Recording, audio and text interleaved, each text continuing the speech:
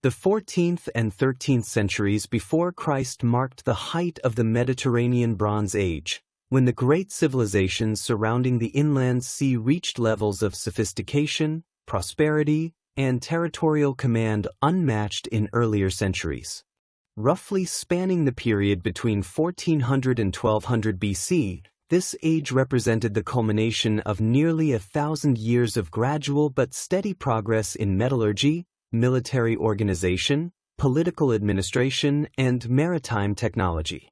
At the center of this thriving world stood three dominant powers, each with its own character and strengths: the Hittite Empire in Anatolia and northern Syria, the Mycenaean Greeks who controlled the Aegean and its crucial trade networks, and New Kingdom Egypt, whose influence extended from the rich lands of Nubia in the south to the Euphrates River in the north. Together these states formed the pillars of a vibrant international order. The Hittite state, ruled by powerful monarchs such as Suppiluliuma I and Muwatalli II, had evolved from a regional Anatolian kingdom into one of the true superpowers of the Late Bronze Age, fully capable of challenging Egypt's dominance in the Levant. Their capital city, Hattusa, embodied the might of this empire. Spread over some 180 hectares, the city was encircled by massive stone walls reinforced with towers, while monumental gateways adorned with carved lions and warrior reliefs demonstrated both wealth and military prowess. Archaeological investigations of Hattusa have revealed a remarkably advanced urban environment, carefully divided into districts for the royal citadel, major temples, and administrative offices. These were connected by paved streets and supported by an ingenious water management system, which included underground channels and reservoirs to ensure reliable supplies for both inhabitants and garrisons. The Hittite military was a reflection of their ambitions and the scope of their dominion.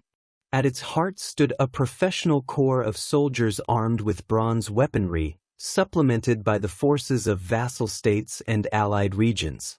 Of particular significance were the chariot divisions, representing the apex of Bronze Age mobile warfare. These chariots were technical marvels, lightweight wooden frames reinforced with bronze, equipped with spoked wheels that maximized speed and maneuverability, and usually crewed by two warriors, a driver and either a spearman or an archer. Infantry forces complemented these units, with heavily armed troops bearing bronze-tipped spears, large rectangular shields, and protective bronze scale armor, while lighter units served as archers and skirmishers, providing flexibility in varied terrains. Supporting this military and imperial structure was a sophisticated legal and administrative system. Thousands of cuneiform tablets preserved from Hattusa provide unparalleled insight into Hittite governance. The king functioned simultaneously as supreme commander and high priest, supported by an elaborate hierarchy of nobles, regional governors, and local officials. Treaties with subordinate states followed consistent and formulaic structures, laying out the mutual obligations of tribute, military aid, and loyalty to the Hittite crown. Diplomacy was equally important. The Hittites maintained correspondence with other major powers, including Egypt, Assyria, and Babylon, with Akkadian serving as the common diplomatic language. Across the Aegean, the Mycenaean Greeks were simultaneously establishing their own dominance during this period. Their sphere of influence extended not only over the Greek mainland but also across the Aegean islands, the coastal regions of Anatolia, and even parts of the eastern Mediterranean. The Mycenaean world was organized around palace-centered political systems, each palace acting as a hub of administration, religion, and economic activity for the surrounding territories. Pylos, under the legendary King Nestor, controlled the southwestern Peloponnese. Excavations of its palace complex have revealed a highly bureaucratic administration that meticulously tracked land ownership, taxation, religious sacrifices, and craft production through records inscribed in the Linear B script. The palace itself, roughly 2 hectares in area, was dominated by the Grand Megaron Hall, which featured a central hearth supported by 4 columns beneath a light-admitting clerestory roof. Frescoes depicting hunting, processions, and mythological scenes adorned the walls, while floors were embellished with painted plaster in striking geometric and natural motifs. Storage facilities brimmed with stirrup jars filled with wine and oil, along with bronze vessels, ivory objects, and weapons, clear indicators of both local manufacture and far-reaching trade ties. The military engineering prowess of the Mycenaeans was nowhere more evident than at Tiryns, whose citadel was enclosed by massive, cyclopean walls built of limestone blocks weighing several tons. These fortifications rose to impressive heights of nearly 8 meters and enclosed around 20,000 square meters. Ingeniously, the defenses incorporated corbelled galleries, sally ports, and intricately designed gateways that funneled attackers into deadly choke points. Within the citadel stood the palace, similar in layout to that of Pylus but even grander, with an immense megaron and advanced facilities such as a terracotta bathtub, demonstrating both comfort and engineering acumen. The Mycenaean military organization combined Near Eastern influences with uniquely Greek adaptations. Chariot warfare played a notable role, though Mycenaean chariots were lighter and deployed differently from those of the Hittites or Egyptians. Finds from shaft graves and tholos tombs attest to the extraordinary quality of Mycenaean bronze weaponry, rapiers, daggers, spearheads, and arrowheads of fine craftsmanship. Armor included bronze cuirasses, boar's tusk helmets, and figure-8 shields constructed from ox hides stretched over wooden frames. Their maritime reach was equally impressive, with evidence of Mycenaean traders and settlers scattered across Cyprus, the Levantine coast, and even southern Italy. Their distinctive pottery, especially stirrup jars and kylikes, has been found as far afield as Sardinia and Mesopotamia, testifying to the breadth of their commercial networks. These exchanges brought not only finished goods but also critical raw materials: copper from Cyprus, tin from Anatolia or Central Europe, gold from Egypt and Nubia, and amber from the distant Baltic. Meanwhile, New Kingdom Egypt under rulers such as Amenhotep III, Akhenaten, and Ramses II reached the zenith of its political and military power. The empire stretched from the Fourth Cataract in Nubia to the Euphrates in Syria, encompassing peoples, resources, and strategic locations across a vast territory. Governing such an expanse required a highly developed administrative system that combined centralized royal authority with local autonomy. It also demanded professional military forces able to guard extended borders and economic mechanisms capable of extracting and redistributing wealth across thousands of kilometers. The Egyptian army of this period represented the culmination of centuries of development. At its elite core stood the chariot corps, whose vehicles were meticulously crafted in royal workshops from imported woods, fitted with bronze and leather, and manned by highly trained crews of drivers and archers. Organized into squadrons, these chariots served as the striking arm of the pharaoh's forces. Infantry divisions of some 5,000 men each included both native Egyptians and foreign auxiliaries, Nubians, Libyans, and Asiatic contingents, who provided both numbers and tactical variety. The sophistication of Egyptian bronze working is evident in the weaponry of the age: swords with complex metallurgical patterns, bows capable of piercing armor at great distances, and finely wrought arrows designed for specialized purposes.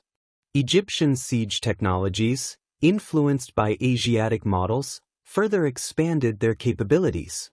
Economically, Egypt thrived on the extraordinary productivity of the Nile Valley, augmented by tribute from conquered lands and profits from long-distance trade.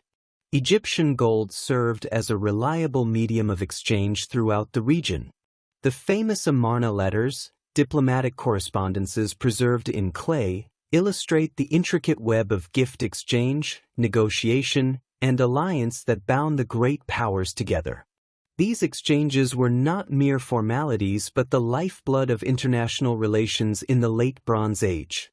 During this same period, Cyprus rose to prominence as a crucial player in Mediterranean trade, particularly because of its vast copper reserves concentrated in the Troodos Mountains. The island became the linchpin of bronze production, exporting oxide-shaped ingots that weighed between 25 and 30 kilograms. These have been discovered in shipwrecks and sites across the entire Mediterranean, attesting to Cyprus's far-reaching commercial role. Settlements such as Enkomi and Kidion developed into complex urban centers with planned layouts, substantial architecture, and specialized workshops dedicated to metallurgy and other crafts. On the Levantine coast, city-states like Ugarit flourished as intermediaries between the great empires and as hubs of international trade. Ugarit in particular exemplified cosmopolitanism. Its archives include records in multiple languages: Ugaritic, Akkadian, Egyptian hieroglyphs, and Hittite cuneiform, reflecting its position at the crossroads of civilizations. Its merchants maintained trading stations in Cyprus, Egypt, and the Aegean, while its port handled commodities ranging from Baltic amber to pearls from the Indian Ocean.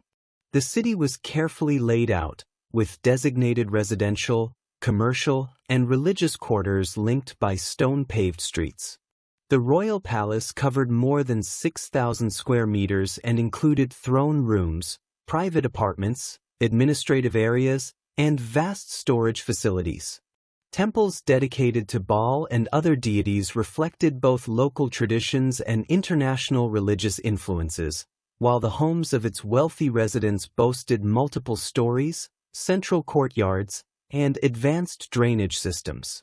Technological advances in metallurgy, engineering, and seafaring underpinned this world.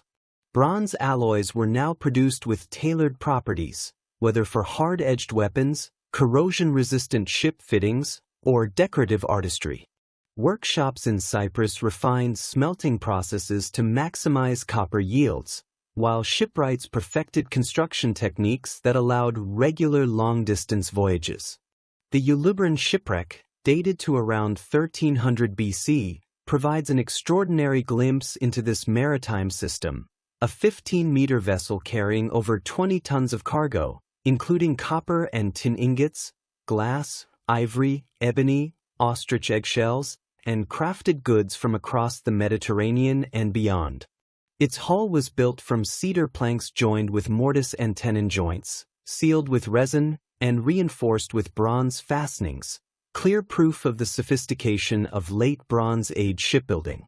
Agricultural intensification sustained the dense populations and elaborate states of this age. Terracing systems in the Aegean Islands, irrigation networks in the Near East, and the flood management practices of the Nile enabled surpluses sufficient to feed urban centers, free labor for armies and artisans, and provision palace storehouses with reserves lasting years. The resulting prosperity is evident in the archaeological record. Gold jewelry, ivory carvings, embroidered textiles, and finely crafted furniture appear widely, while artistic styles reflect increasing cross-cultural influences. Egyptian motifs appear in Aegean frescoes, Aegean pottery shapes spread to the Levant, and Mesopotamian cylinder seals are found in Greek contexts. Religion too reflected this international character. Major temples combined ritual functions with economic power, holding land, treasuries, and political influence. Deities and religious practices crossed borders, merging into new syncretic forms that testified to the interconnectedness of the Mediterranean. Beneath all this, however, signs of instability began to appear during the later decades of the 13th century BC. Scattered references in texts, new fortifications in archaeology, and shifting patterns of trade hinted at looming disruptions. Religion too reflected this international character.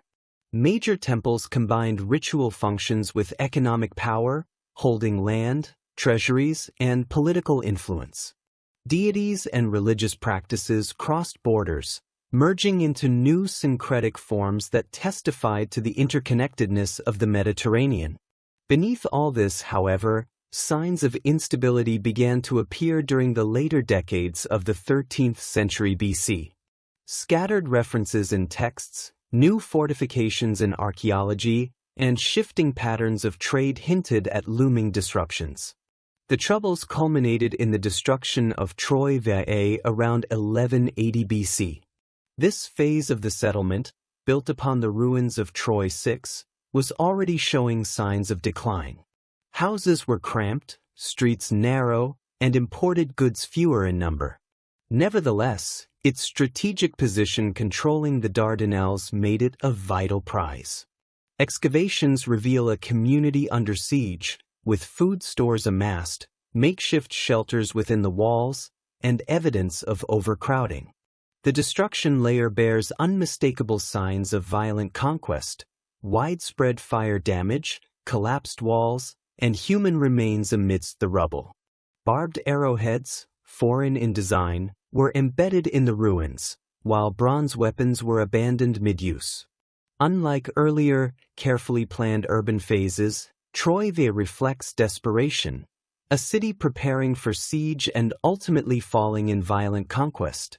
The collapse of Troy was not an isolated event but part of a broader wave of upheavals that swept across the eastern Mediterranean at the close of the 13th century BC. As the Hittites fought bitterly in Anatolia, other regions also experienced rising instability and violent incursions. Egyptian and Levantine sources begin to speak of unfamiliar seaborne raiders, while archaeological records reveal destruction layers across cities that had long been bastions of wealth and trade. The Egyptian records of this era are particularly revealing. From the reign of Merneptah come the first unambiguous references to what would later be grouped together as the Sea Peoples. Inscriptions describe a coalition of Libyan tribes allied with foreign contingents attempting to seize land in the Nile Delta. Among these groups were the Lukka, the Shikalesh, and the Teresh, names that appear repeatedly in connection with upheavals across the Aegean and Anatolia. The Karnak inscription celebrating Merneptah's victory makes clear that these were not scattered pirates or desperate migrants but organized forces moving with purpose. Reliefs carved at his mortuary temple depict warriors in distinctive feathered headdresses, round shields, and bronze weaponry fighting alongside Libyans in disciplined formations. These alliances suggest that the earliest incursions of the Sea Peoples may have been coordinated with established regional powers, rather than arising purely from chaos or displacement. Archaeology supports the impression of mounting violence. On Cyprus, the once flourishing copper-producing centers began to suffer repeated blows. In Komi, the island's premier urban hub, experienced multiple waves of destruction during the late 13th century.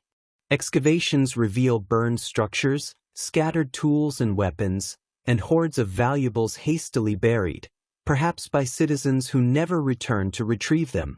In the final phase of the site's occupation, makeshift fortifications were constructed from repurposed building materials, a desperate attempt to defend against repeated attacks. Similar patterns emerge at Kition and other Cypriot towns, where evidence of reduced smelting operations and abandoned workshops point to disruptions in the very industry that had made the island central to the Mediterranean economy. The standardized oxide ingots that once flowed in steady supply became increasingly irregular in both shape and metallurgical quality, while Cypriot pottery and metalwork appear less frequently in foreign contexts, demonstrating the breakdown of previously robust trade routes. Meanwhile, the city of Ugarit on the Levantine coast offers an unparalleled window into the crisis through its surviving archives. Letters preserved on clay tablets reveal the desperate situation faced by its last king, Amurapi. One letter records his decision to dispatch much of the city's military to aid the Hittites in Anatolia, inadvertently leaving Ugarit vulnerable to attack from the sea. Other correspondence expresses growing alarm as reports of destruction in neighboring territories poured in. In one of the most poignant documents, Hammurabi pleads for urgent assistance, lamenting that enemy ships had already appeared along his coast while his defenses stood depleted. The administrative records of these final years reflect a society under strain. Tax collections became sporadic, contracts declined, and disputes over property multiplied as old social structures frayed. The once cosmopolitan culture of Ugarit narrowed in focus as international ties weakened. When the final disaster struck around 1185 BC, it was sudden and catastrophic. Excavations reveal that the royal palace and surrounding administrative buildings were consumed by fire, baking the cuneiform tablets in place and preserving them as accidental witnesses to the city's last days. Scattered belongings across residential quarters suggest a hasty evacuation, while the lack of systematic looting implies that attackers sought destruction rather than plunder. The cosmopolitan hub that had once connected the Mediterranean's greatest powers was wiped from the map almost overnight. The wave of turmoil continued to spread across the region. Inland Anatolia, already strained by Hittite campaigns, saw its empire unravel. Tudhaliya IV and his successors attempted emergency measures, mobilizing reserves, strengthening fortresses, and creating military colonies, but the combined pressure of rebellious Western states, foreign incursions, and economic strain proved overwhelming. By the early 12th century BC, Hattusa itself was abandoned and the Hittite Empire ceased to exist as a centralized power.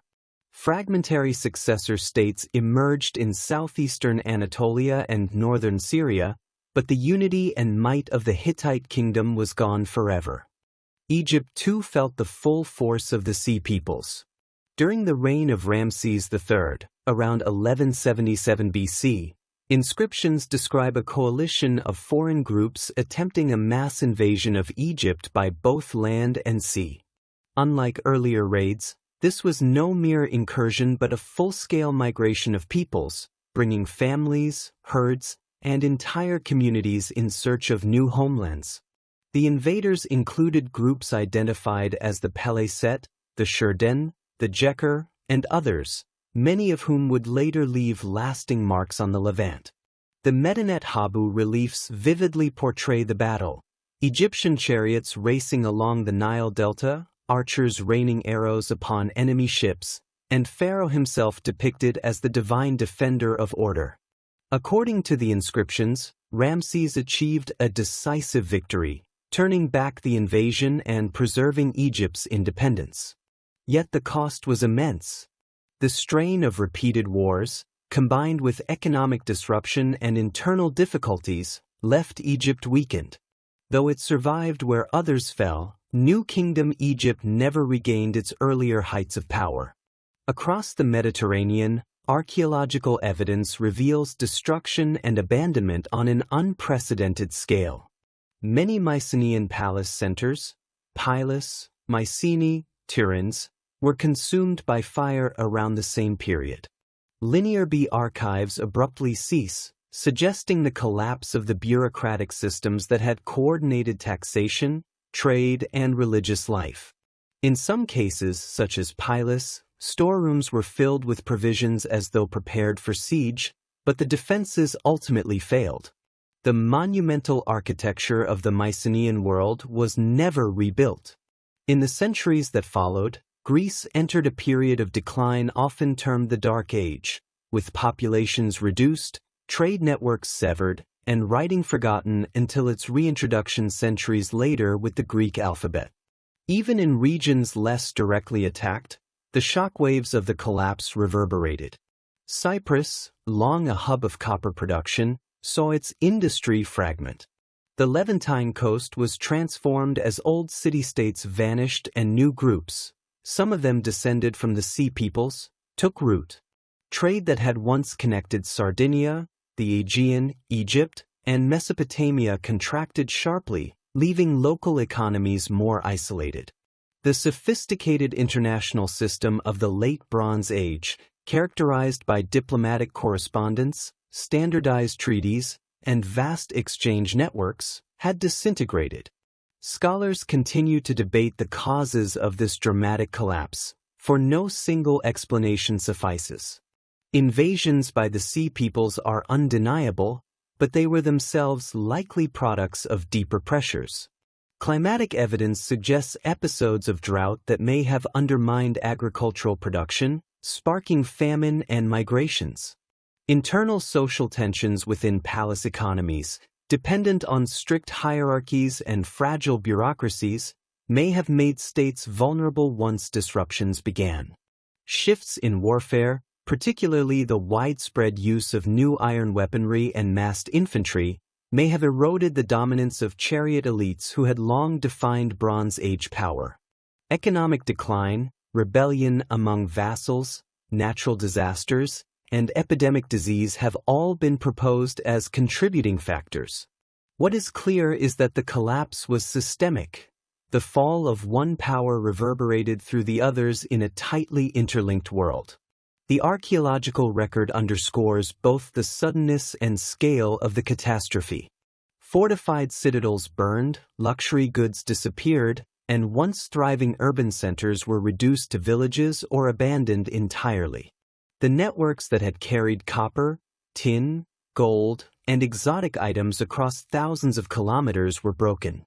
Diplomatic correspondence ceased, and the shared cultural motifs that had linked Egypt, the Aegean, and Mesopotamia gave way to more localized traditions. Yet even amid the collapse, continuity persisted in some places. Rural communities survived, crafts adapted, and over time new societies emerged on the foundations of the old.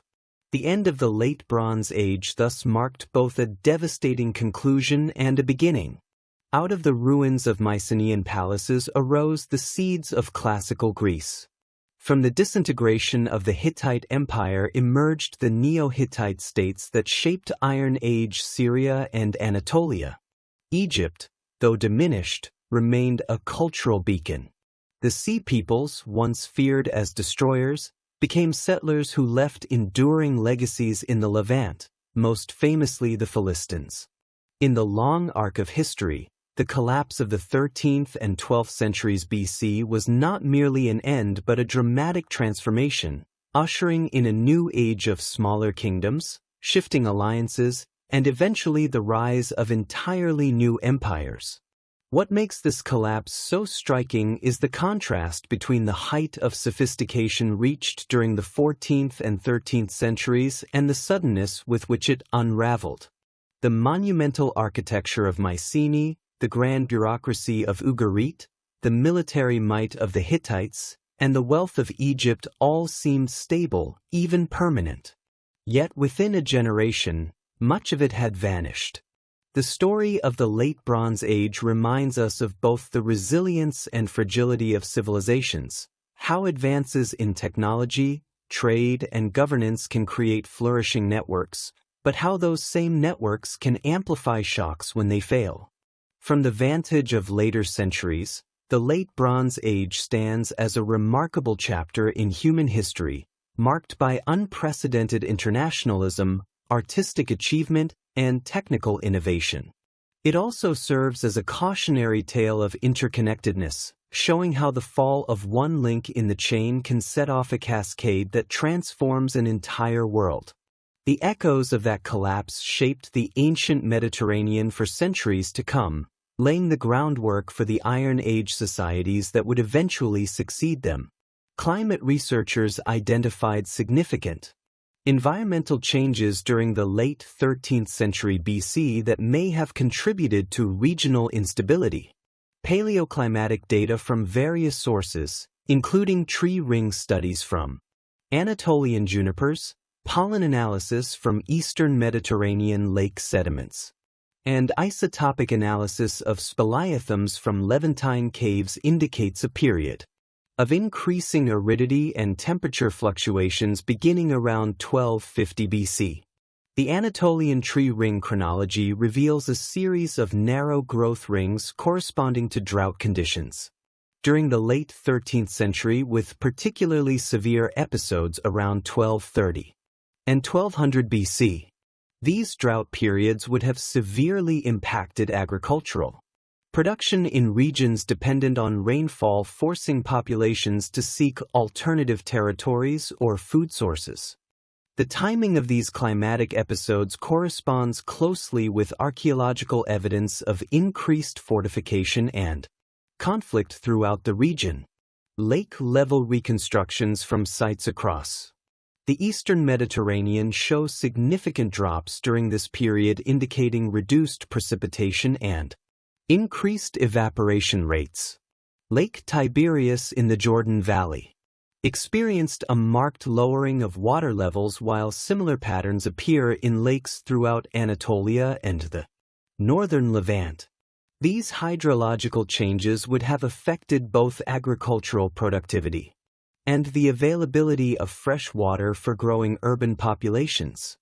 Agricultural disruption resulting from climate change appears to have triggered population movements that initially took the form of organized raids rather than mass migrations. Communities facing crop failures and livestock losses would have been forced to seek resources elsewhere, either through trade, tribute extraction, or direct seizure. The warrior cultures of the Ayan and Western Anatolia possessed both the military capability and maritime technology necessary to pursue such strategies across considerable distances. Evidence for famine conditions during this period comes from various archaeological and textual sources. Grain storage facilities at sites throughout the region show signs of depletion, with large storage jars found empty or containing only residual traces of their former contents.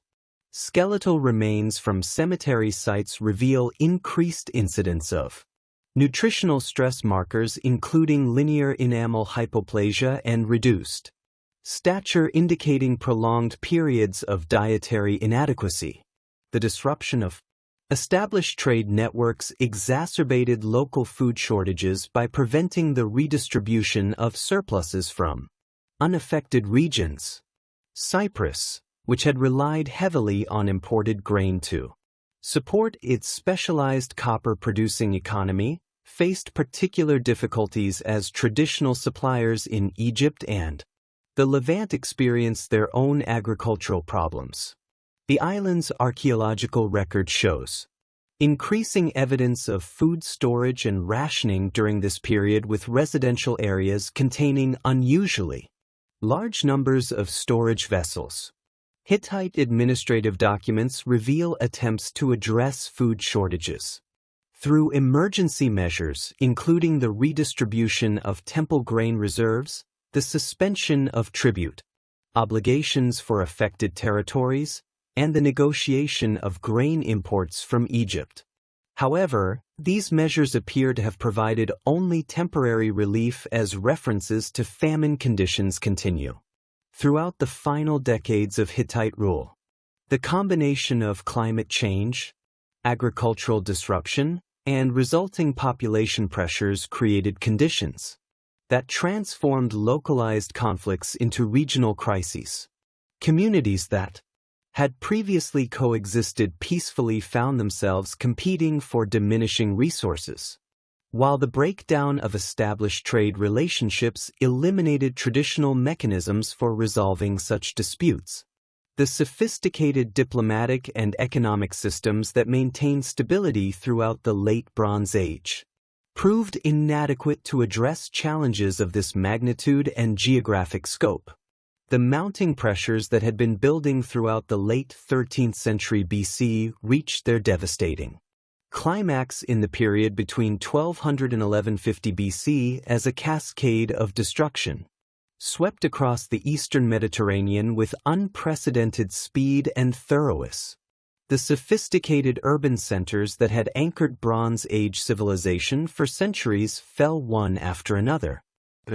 Palaces consumed by flames, their populations scattered, and their administrative systems obliterated. This systematic collapse left behind archaeological signatures so distinctive that modern excavators can identify the destruction layers with remarkable precision, revealing the extent and intensity of the catastrophe that befell the ancient world. Chios, the administrative heart of southwestern Greece under the Wanaxnister, provides perhaps the most dramatic evidence of this sudden collapse. The palace complex, which had functioned as the region's political, economic, and religious center for generations, was destroyed around 1180 BC in a conflagration so intense that it baked the linear B tablets in the administrative archives, inadvertently preserving them for modern scholars. The final tablets from the palace reveal a state apparatus still functioning normally until the very end, with records of religious offerings, military equipment distributions, and routine administrative matters dated to the final months before destruction. Archaeological excavation of the pilot destruction layer reveals the violence and haste of the final assault. Bronze weapons lie scattered throughout the palace corridors, including spearheads, embedded in door frames, and arrowheads found in storage areas where defenders made their last stands. The throne room.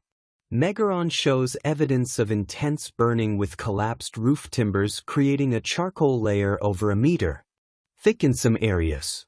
Fragments of decorated fresco, their painted plaster surfaces bearing scorch marks, lie mixed with broken pottery and twisted bronze vessels throughout the ruins. The administrative wing of the palace provides particularly poignant evidence of the catastrophe's suddenness. Scribes' workstations contain unfinished tablets, with stylus marks still visible, while clay ceilings remain scattered across floors where they fell from burning. Wooden shelves. Storage areas that once contained the palace's extensive archives show signs of systematic destruction, with tablet fragments mixed with ash and debris and patterns suggesting deliberate vandalism rather than accidental fire damage. Personal belongings found throughout the palace complex indicate that the inhabitants had no opportunity for organized evacuation. Bronze mirrors, ivory combs, and gold jewelry lie abandoned in residential areas, while cooking vessels still containing carbonized food remains suggest that daily life continued normally until the moment of attack.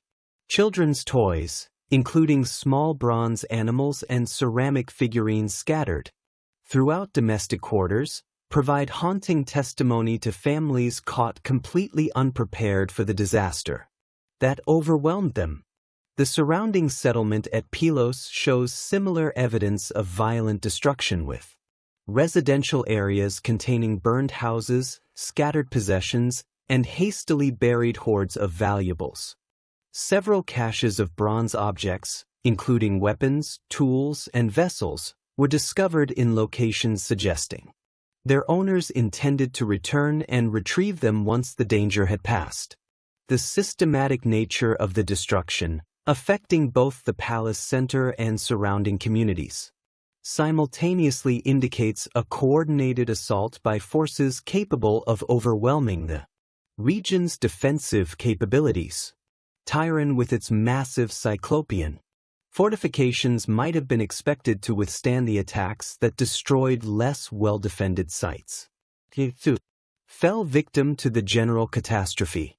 The citadel's destruction around 1200 BC reveals that even the most sophisticated defensive systems of the Bronze Age proved inadequate against the forces unleashed during this period. The palace complex within the fortress walls was thoroughly burned, with destruction debris reaching depths of several meters in some areas. Evidence from Tyran suggests that the attackers possessed detailed knowledge of the fortress's defensive weaknesses. Breaches in the cyclopean walls occur at points where the massive stone blocks were joined with smaller stones, indicating that the assault was conducted by forces familiar with Bronze Age fortification techniques. The complex entrance system, designed to channel attackers through multiple choke points, shows signs of having been bypassed or overcome through coordinated assault tactics. The lower citadel at Trins contains evidence of desperate defensive preparations undertaken as the crisis approached. Residential buildings near the walls were demolished to create clear fields of fire, while the stone foundations were incorporated into hastily constructed additional defensive works. Storage areas throughout the fortress were packed with supplies, including large quantities of arrows, spear points, and bronze armor pieces, suggesting that the defenders had time to prepare for siege conditions, but ultimately proved unable to withstand the final assault. Harissa, the great capital of the Hittite Empire, suffered perhaps the most complete destruction of any Bronze Age center. The city's abandonment around 1180 BC marked not just the fall of a single settlement, but the collapse of an entire imperial system that had dominated Anatolia and northern Syria for centuries. Archaeological evidence reveals that Hattusa was systematically destroyed and then deliberately abandoned, with its population apparently evacuating in organized fashion before the final conflagration. The royal citadel at Hattusa shows signs of careful preparation for abandonment, with valuable objects removed and archives apparently transferred elsewhere before the destruction. However, the administrative buildings and temples were thoroughly burned, creating destruction layers containing thousands of ununiform tablets that provide detailed insights into the empire's final period. These documents reveal increasing military pressures, economic difficulties, and administrative breakdown in the years preceding the capital's fall. The great temple complexes at Hattusa were subjected to particularly systematic destruction. Temple 1, the largest religious structure in the Hittite world, was stripped of its valuable fittings before being burned, with bronze cult objects and precious metal decorations apparently removed by the departing population. The temple storage areas, which had contained vast quantities of grain, oil, and other offerings, were found empty except for scattered pottery fragments and carbonized organic remains. Residential areas throughout Hattusa reveal a pattern of organized evacuation followed by deliberate destruction. Houses contained few personal belongings, suggesting that inhabitants had time to gather their possessions before departing, yet the buildings themselves were thoroughly burned. The pattern indicates that the city's abandonment was planned and executed by its own population rather than resulting from sudden conquest by external forces. The water supply systems that had made Hattusa's large population possible were deliberately sabotaged during the abandonment. Underground channels were blocked with stones and debris, while surface installations were damaged beyond easy repair. These actions suggest that the evacuating population intended to prevent the site's reoccupation by hostile forces, effectively denying the strategic advantages that had made Hattusa an imperial capital. Ugarit's destruction around 1185 BC eliminated one of the most cosmopolitan and economically important centers of the late Bronze Age world. The city's position as an intermediary between the great powers and its extensive commercial networks made its loss particularly significant for the broader collapse of Mediterranean civilization. Archaeological evidence reveals that Ugarit, like other major centers, was destroyed suddenly and completely, with no signs of gradual decline or partial abandonment. The royal palace at Ugarit was consumed by fire so intense that bronze objects melted and fused with stone architectural elements. The palace's extensive archives containing thousands of tablets in multiple languages and scripts were baked hard by the heat, preserving diplomatic correspondence, commercial contracts, and administrative records that provide unique insights into the international system's final period. The last letters found in the archives describe urgent requests for military assistance and reports of seaborne raiders approaching the coast. Ugarit's destruction was accompanied by the systematic dismantling of its commercial infrastructure. Harbor installations were damaged with stone blocks from quays and warehouses scattered by what appears to have been deliberate demolition. The city's metal working quarter, which have produced bronze objects for export throughout the Mediterranean, shows evidence of hasty evacuation with furnaces abandoned while still containing partially processed materials. The residential areas of Ugarit reveal the same pattern of sudden catastrophe found at other destroyed sites.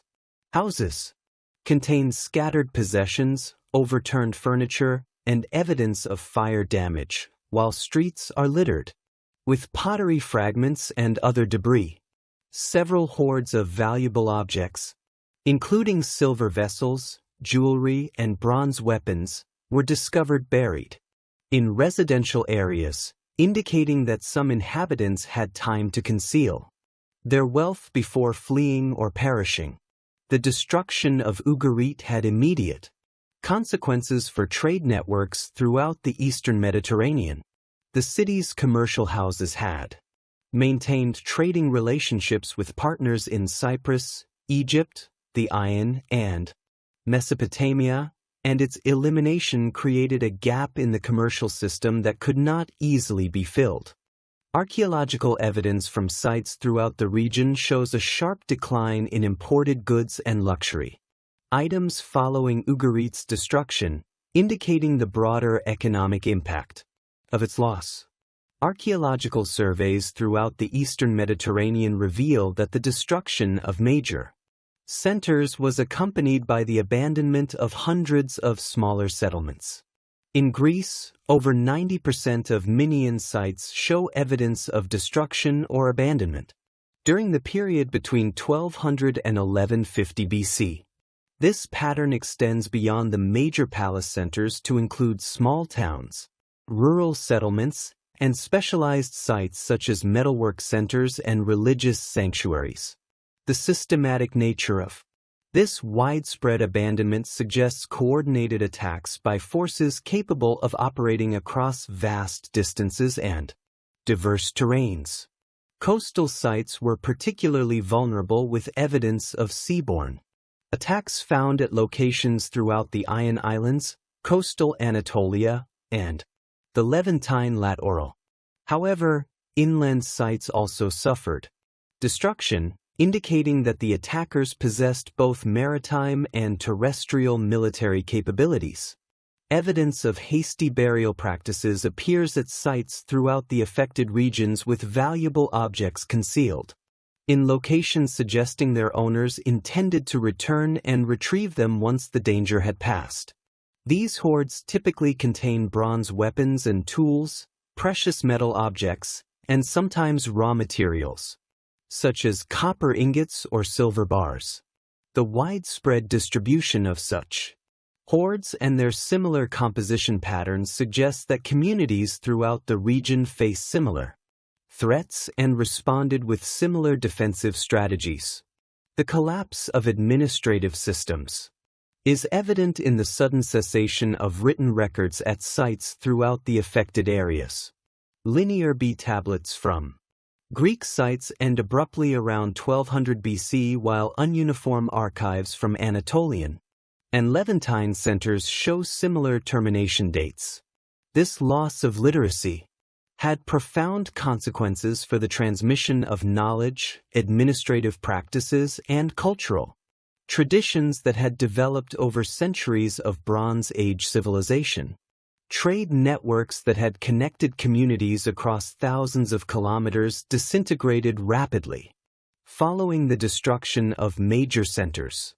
Archaeological evidence shows a sharp decline in the distribution of goods that had previously circulated widely, including Cryot copper, iron, pottery, Egyptian gold objects, and Mesopotamian cylinder seals. This commercial collapse forced communities to become more self-sufficient, leading to technological regression in areas that had previously relied on specialized production and long-distanciance exchange. The breakdown of centralized authority systems led to the fragmentation of previously unified territories into isolated communities. In Greece, the unified Mycenaean palace states gave way to small independent settlements with limited territorial control. Archaeological evidence shows a dramatic reduction in site sizes with post-destruction settlements typically covering only a fraction of their Bronze Age predecessors' areas. Population levels declined dramatically throughout the affected regions with demographic estimates suggesting reductions of 75% or more in many areas. This population collapse resulted from a combination of warfare casualties, disease, famine, and large-scale migration as communities fled their traditional territories in search of security and resources. The demographic recovery took centuries in most regions, with some areas remaining sparsely populated well into the Iron Age. Technological regression accompanied the collapse of specialized craft production systems. Bronze working, which had reached extraordinary levels of sophistication during the Late Bronze Age, declined dramatically as trade networks for raw materials disintegrated and specialized knowledge was lost. Iron, which began developing during this period, initially produced objects of inferior quality compared to the bronze technology it gradually replaced. The destruction layers found at sites throughout the eastern Mediterranean contain remarkably consistent evidence of the catastrophe's nature and timing. Pottery styles, radiocarbon dates, and stratigraphic relationships all point to a synchronized collapse occurring within a span of approximately 50 years. Temporal concentration suggests that the forces responsible for the destruction possess the organizational capability and military resources necessary to conduct coordinated campaigns across vast distances and diverse political territories. The chaos consuming the eastern Mediterranean during the late 13th century BC reached Egyptian shores during the fifth regal year of Pharaoh Mana, when a massive coalition of Libyan tribes and foreign warriors launched an unprecedented assault on the Nile Delta. This invasion marked the first documented large-scale encounter between Egypt and the peoples who would later be collectively known as the Sea Peoples, establishing patterns of conflict that would define Egyptian foreign policy for the next century. The threat emerged from the western desert, where the Libyan chieftain Marir had assembled confederation that combined traditional North African pastoral warriors with seaborne raiders from the collapsing Ayan and Anatolian worlds. Manpa ascended to the throne as an elderly man, having served as crown prince under his father Ramesses II for decades before assuming power. His reign began during a period of relative stability, with Egypt's borders secure and the empire's administrative system functioning effectively after the territorial consolidations achieved during the previous century. The new pharaoh inherited a military establishment that had been reorganized and re-equipped during the later years of Ramesses II's reign, incorporating lessons learned from conflicts with the Hittites and various Asiatic peoples. However, nothing in Egypt's previous military experience had prepared the kingdom for the scale and nature of the threat that would emerge from the Western approaches. The Libyan confederation that challenged Egyptian authority represented a fundamental departure from traditional patterns of desert warfare. Previous conflicts with Libyan tribes had typically involved relatively small-scale raiding parties seeking livestock, captives, or temporary access to Nile Valley resources during drought periods. These encounters, while sometimes requiring significant military responses, had generally been contained within established frameworks of frontier defense and diplomatic negotiation. The coalition assembled by Marir, however, possessed both the numerical strength and organizational sophistication necessary to threaten Egypt's territorial integrity in ways that had not been seen since the Second Intermediate period. Archaeological evidence from sites along Egypt's western frontier reveals extensive preparations for the coming conflict. Fortress installations at locations like Zoetum il-Raqam, constructed during the reign of Ramesses II, were reinforced and expanded during Manpa's early years. These defensive works incorporated advanced military engineering techniques, including overlapping fields of fire from archer positions, multiple gate systems designed to channel attackers into killing zones, and underground storage facilities capable of sustaining garrisons during extended sieges. The scale of these fortifications indicates that Egyptian military planners anticipated threats significantly more serious than traditional Libyan raids. The composition of Maria's coalition revealed the interconnected nature of the crisis affecting the entire eastern Mediterranean world. Alongside traditional Libyan tribal contingents from the Meshu and other Western peoples, the confederation included substantial numbers of foreign warriors bearing distinctive equipment and fighting techniques that marked them as originating from the collapsing civilizations of the Ayan and Anatolia.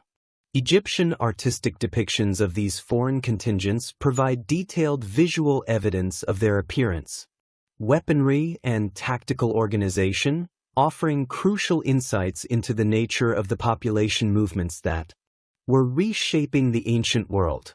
The Manpa stelaire discovered at Thebes and now housed in the Egyptian Museum in Cairo provides the most comprehensive contemporary account of the conflict and its participants.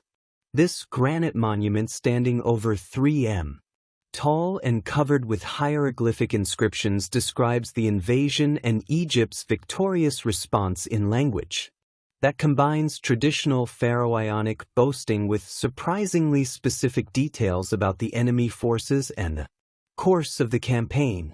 The stele identifies specific foreign groups within the coalition, providing the first clear documentary evidence for peoples who had continued to challenge Egyptian authority for generations.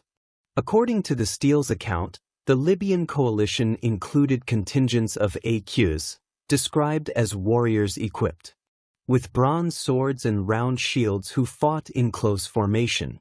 These fighters are depicted wearing distinctive kilts and carrying weapons that differ significantly from traditional Egyptian or Libyan equipment. Their tactical employment, as described in Egyptian battle accounts, involved coordinated charges designed to break enemy formations through shock action, a technique that suggests military traditions derived from Ayan or Anatolian warfare practices. The Tirish contingent within Maria's forces presented different challenges for Egyptian defenders. These warriors are described as expert archers and skirmishers who employed Hitandran tactics designed to disrupt Egyptian formations before melting away into difficult terrain. Their equipment included composite bows of advanced design, bronze-tipped arrows, and light armor that emphasized mobility over protection.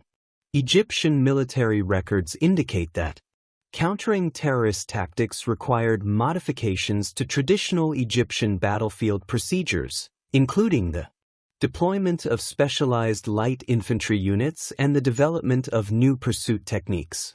Luka warriors, already familiar to Egyptian forces from previous encounters in Anatolia during the reigns of earlier pharaohs, formed another significant component of the coalition. These fighters brought with them expertise in siege warfare and mountain combat that proved particularly valuable during the campaign's later phases. Egyptian relief show looker contingents, equipped with scaling ladders, siege hooks, and other specialized equipment designed for assaulting fortified positions.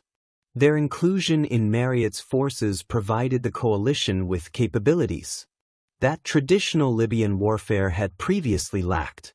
The Sharon, who had appeared in Egyptian records as both enemies and allies during previous reigns, contributed naval expertise and amphibious assault capabilities to the coalition.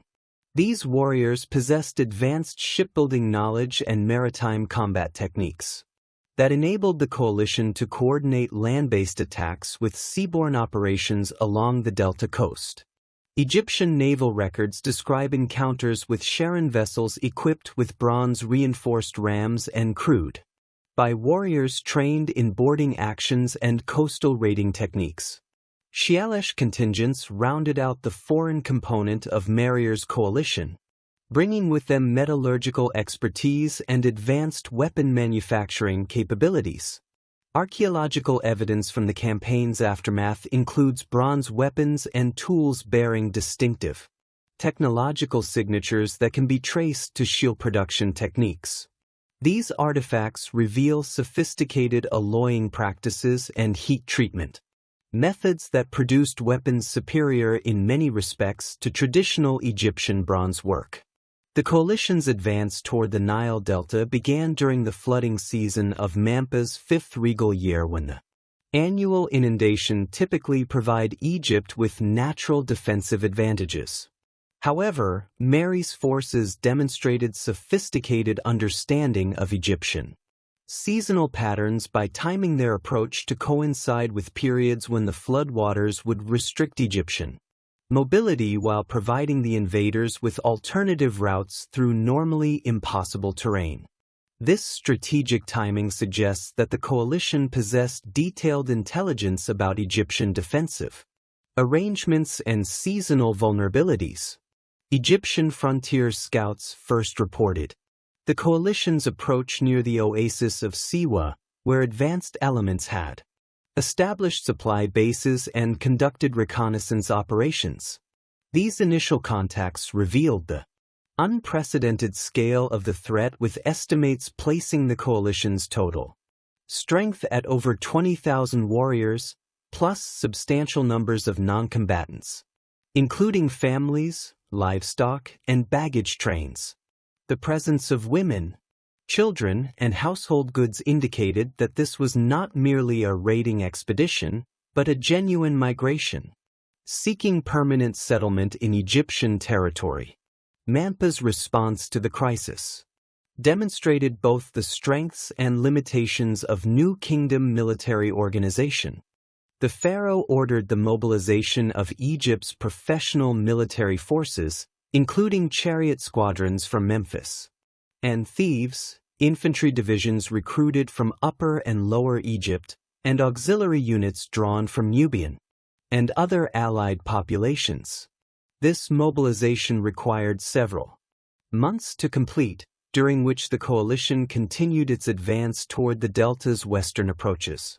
The Egyptian military machine that assembled to meet this threat represented the culmination of centuries of military development and organizational refinement. Chariot forces formed the elite striking arm, with vehicles manufactured in royal workshops using the finest materials available. Each chariot carried a crew of 2, a driver responsible for vehicle control and tactical maneuvering, and a warrior equipped with composite bow bronze, tipped arrows, and backup weapons for close combat. The chariots themselves featured lightweight wooden frames reinforced with bronze fittings, spoked wheels, designed for speed and maneuverability, and leather components that provided flexibility while maintaining structural integrity. Infantry formations included both heavy and light troops organized into divisions theoretically containing 5,000 men each, though actual strengths varied considerably based on recruitment success and campaign requirements. Heavy infantry carried bronze-tipped spears, rectangular shields constructed from wood and leather, and wore bronze scale armor that provided protection while maintaining mobility. Light infantry served as skirmishers and archers equipped with composite bows, bronze daggers, and minimal armor that emphasized speed and flexibility over defensive capability. The decisive confrontation occurred in the Western Delta region near the site of modern Kamar, where geographical features channeled the coalition's advance into terrain favorable for Egyptian tactical deployment. Manpa's forces had established defensive positions that took advantage of natural obstacles while providing optimal fields of fire for archer units and clear approaches for chariot charges. The battle's location, approximately 150 kilometers from Memphis, demonstrated the coalition's success in penetrating deep into Egyptian territory before meeting organized resistance.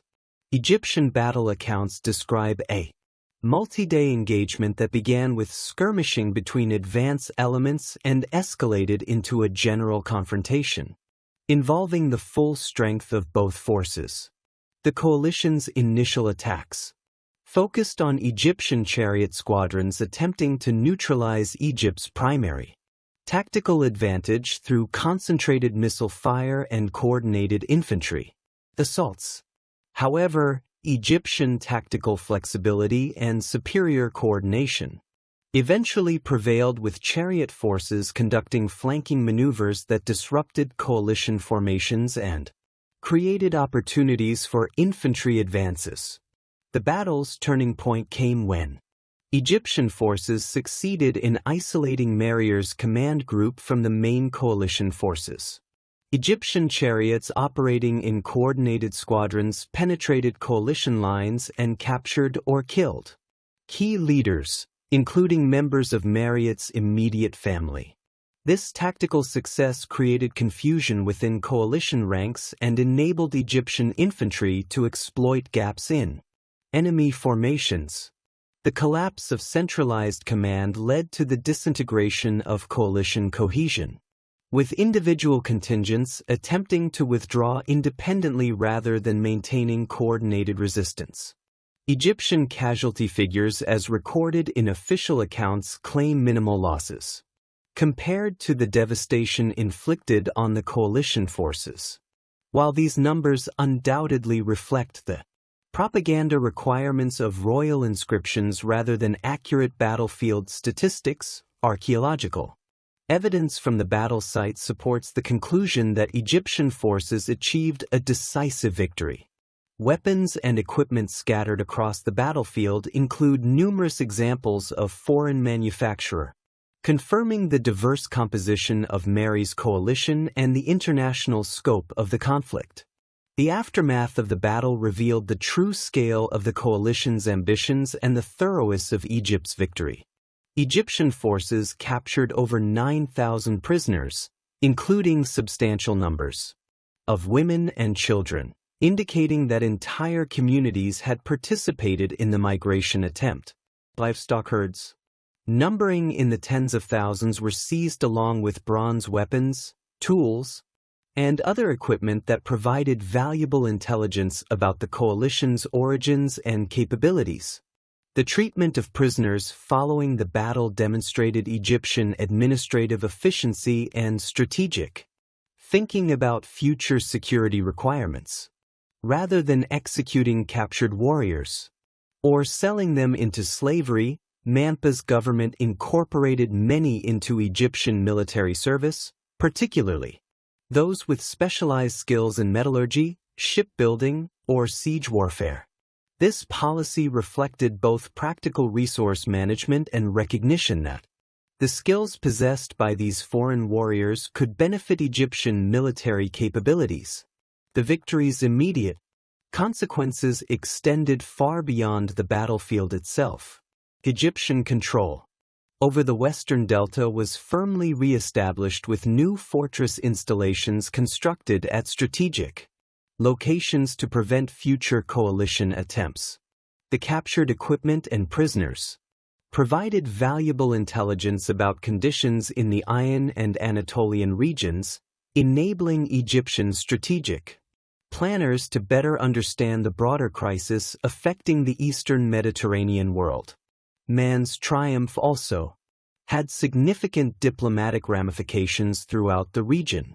Egyptian prestige which had suffered during the later years of Ramesses' second reign due to economic difficulties and administrative challenges, was dramatically restored by the decisive defeat of such a formidable coalition.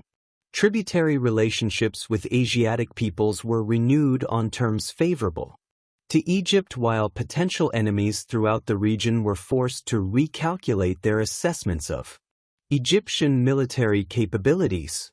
The identification of specific foreign groups within Mary's coalition provided Egyptian intelligence services with crucial information about the population movements reshaping the ancient world. The presence of Ayan and Anatolian peoples in such large numbers confirmed that the destruction of Bronze Age civilizations was generating massive refugee populations seeking new territories for settlement. This intelligence would prove invaluable during subsequent encounters with similar groups throughout Mermana's reign and beyond. The lessons learned from Manpa's encounters with the Libyan coalition and their foreign allies would prove invaluable to his successor, Ramesses, who ascended to the throne around 1186 BC to face an even more formidable challenge. The new pharaoh inherited an Egypt that had successfully weathered the initial storm of population movements from the collapsing Bronze Age world. But the respite proved temporary. During the 5th and 8th years of Ramesses III's reign, coordinated assaults by Sea Peoples coalitions would test Egyptian military capabilities to their absolute limits, culminating in naval engagements that represented the largest and most sophisticated maritime battles of the ancient world. Ramses III's accession occurred during a period of relative stability that masked the continuing deterioration of conditions throughout the eastern Mediterranean. Egyptian intelligence networks expanded. Following MPTA's victories provided detailed reports of ongoing destruction in Anatolia, the Levant, and the Aegean Islands. The systematic collapse of urban centers, trade networks, and political authorities in these regions generated massive population displacements that Egyptian strategic planners recognized would inevitably impact the Nile Valley. Unlike his predecessor, who faced primarily land-based threats from the Western Desert, Ramesses III would confront enemies possessing advanced naval capabilities and maritime combat experience gained through decades of seaborne raiding and conquest. The Sea Peoples coalition that emerged during Ramesses II's reign represented a fundamental evolution from the forces encountered by Manpa, where earlier groups had operated as auxiliary contingents within Libyan tribal confederations. The new threat consisted of organized maritime powers capable of independent strategic action across vast distances. These peoples possessed sophisticated shipbuilding technology, advanced metallurgical skills, and military traditions that combined elements from the collapsed civilizations of the Bronze Age world with innovations developed during their years of displacement and conflict. The Peliset emerged as the most prominent and militarily capable group within this new coalition. Archaeological evidence from their eventual settlement areas in the southern Levant reveals a people possessing advanced urban planning knowledge, sophisticated pottery-making techniques, and metallurgical skills that produced weapons and tools superior to many contemporary examples. The military organization incorporated elements of both Aegean and Anatolian warfare traditions, including the use of iron weapons that gave them significant advantages over opponents, still relying primarily on bronze equipment. Peliset warriors, as depicted in Egyptian battle reliefs at Madian at Habu, wore distinctive feathered headdresses that became their most recognizable identifying feature.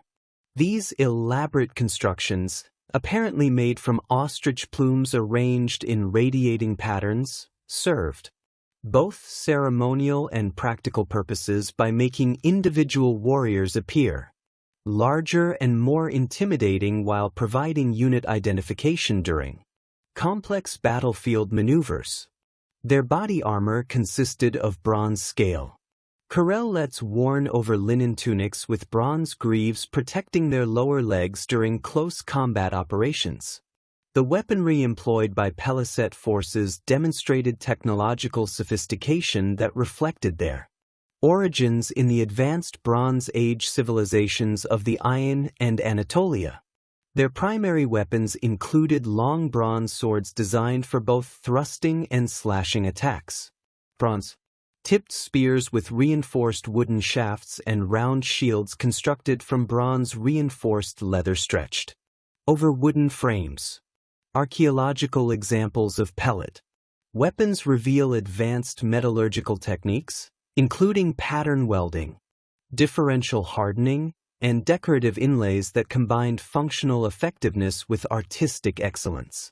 Pelosan naval capabilities represented perhaps their most significant military asset. Their ships, reconstructed from Egyptian artistic depictions and archaeological remains from later settlement sites, featured advanced design elements that enabled long-distance voyaging and effective combat operations. These vessels typically measured 20-25 m in length with high prows and sterns, decorated with bird head ornaments that serve both religious and practical identification purposes. The ship's construction utilized sophisticated joinery techniques that created flexible yet durable hulls, capable of withstanding the stresses of open ocean navigation and combat maneuvering. The tech contingent within the Sea People's Coalition brought specialized expertise in siege warfare and fortification techniques. Egyptian records describe Cheka warriors as particularly skilled in conducting assault operations against defended positions, employing scaling equipment, siege towers, and undermining techniques that reflected extensive experience in urban warfare. Equipment included bronze-reinforced leather armor that provided protection while maintaining the mobility necessary for assault operations, along with specialized tools designed for breaching walls and gates. Military organization emphasized small unit tactics and independent operations that enabled them to function effectively in diverse terrain and tactical situations. Their warriors operated in groups of 10-20 men under experienced leaders who possessed authority to adapt tactics based on local conditions without requiring approval from higher command levels. This organizational flexibility proved particularly valuable during amphibious operations where rapid adaptation to changing circumstances often determined success or failure. The Danaan brought to the coalition advanced knowledge of metallurgy and weapon manufacturing that enhanced the overall military capabilities of Sea People's forces. Archaeological evidence from sites associated with Danaan settlement reveals sophisticated bronze work facilities capable of producing weapons and tools in quantities sufficient to equip large military formations. Their metallurgical techniques included advanced alloying practices that produced bronze with superior hardness and durability compared to many contemporary examples. Danaan warriors specialized in missile warfare, employing composite bows of advanced design that could penetrate bronze armor at ranges exceeding 200 m. The arrows featured bronze points with specialized designs for different tactical applications, including bodkin points for armor penetration, broadheads for maximum tissue damage, and fire arrows for attacking wooden structures and ships. The accuracy and range of Danaan archery units provided Sea's coalitions with significant tactical advantages during both land and naval engagements. Washesh contingents contributed expertise in amphibious warfare and coastal raiding operations that proved crucial during the coalition's assault on the Nile Delta. These warriors possessed detailed knowledge of tidal patterns, coastal geography, and beach assault techniques that enabled coordinated attacks combining naval and land forces. Their ships featured shallow drafts and reinforced construction that allowed them to operate in coastal waters and river myths where larger vessels could not safely navigate. WSH military equipment emphasized mobility and versatility, with warriors carrying lighter armor and weapons designed for rapid deployment and flexible tactical employment. Their primary weapons included bronze-tipped javelins designed for both thrown and thrusting attacks, curved swords optimized for close combat, and small round shields that provided protection while maintaining maximum mobility. This equipment configuration enabled VESH units to function effectively as both naval boarding parties and light infantry during land operations. The Shechish, already familiar to Egyptian forces from their participation in Mehrier's coalition, returned as a more organized and militarily sophisticated force during Ramses III's reign. Their continued presence in Sea Peoples coalitions demonstrated the persistent nature of the population movements affecting the Eastern Mediterranean and the evolution of these groups' military capabilities over time. Shailesh warriors had apparently learned from their earlier defeats, adopting new equipment and tactics that reflected their accumulated combat experience. Shailesh naval forces specialized in commerce raiding and blockade operations that targeted Egyptian supply lines and trade routes. Their ships featured reinforced construction and bronze-reinforced rams that enabled them to conduct effective attacks against merchant vessels and transport ships. The economic warfare conducted by Shekel's units complemented the direct military operations of other coalition members by disrupting Egyptian logistics and reducing the kingdom's ability to sustain prolonged military campaigns. The coalition's strategic approach during Ramses III's fifth regal year demonstrated sophisticated planning and coordination capabilities that exceeded anything previously encountered by Egyptian forces. Rather than launching a single concentrated assault, the Sea Peoples employed a multi-pronged strategy that simultaneously threatened Egyptian positions along the Mediterranean coast, in the Nile Delta, and along the kingdom's Asiatic frontiers. This coordinated approach stretched Egyptian defensive resources and prevented the concentration of forces that had enabled Mampa's earlier victories. The initial phase of the campaign began with seaborne raids against Egyptian coastal installations and trading centers. These attacks, conducted by combined Palisade and WSH naval forces, targeted ports, warehouses, and ship-building facilities that supported Egypt's maritime commerce and naval capabilities. The raids were characterized by their precision and coordination, with attackers demonstrating detailed knowledge of Egyptian coastal defenses and the locations of valuable targets. Egyptian coastal fortifications, constructed primarily to defend against traditional land-based threats, proved inadequate against seaborne assault tactics employed by Sea Peoples forces. The fortress installations that had successfully deterred Libyan raids lacked the naval support and specialized equipment necessary to counter amphibious attacks. Coastal watchtowers designed to provide early warning of approaching enemies found their effectiveness limited by the speed and mobility of Sea's naval forces. The Sea's advance toward the Nile Delta represented the campaign's most critical phase, as success would provide them with access to Egypt's agricultural heartland and administrative centers.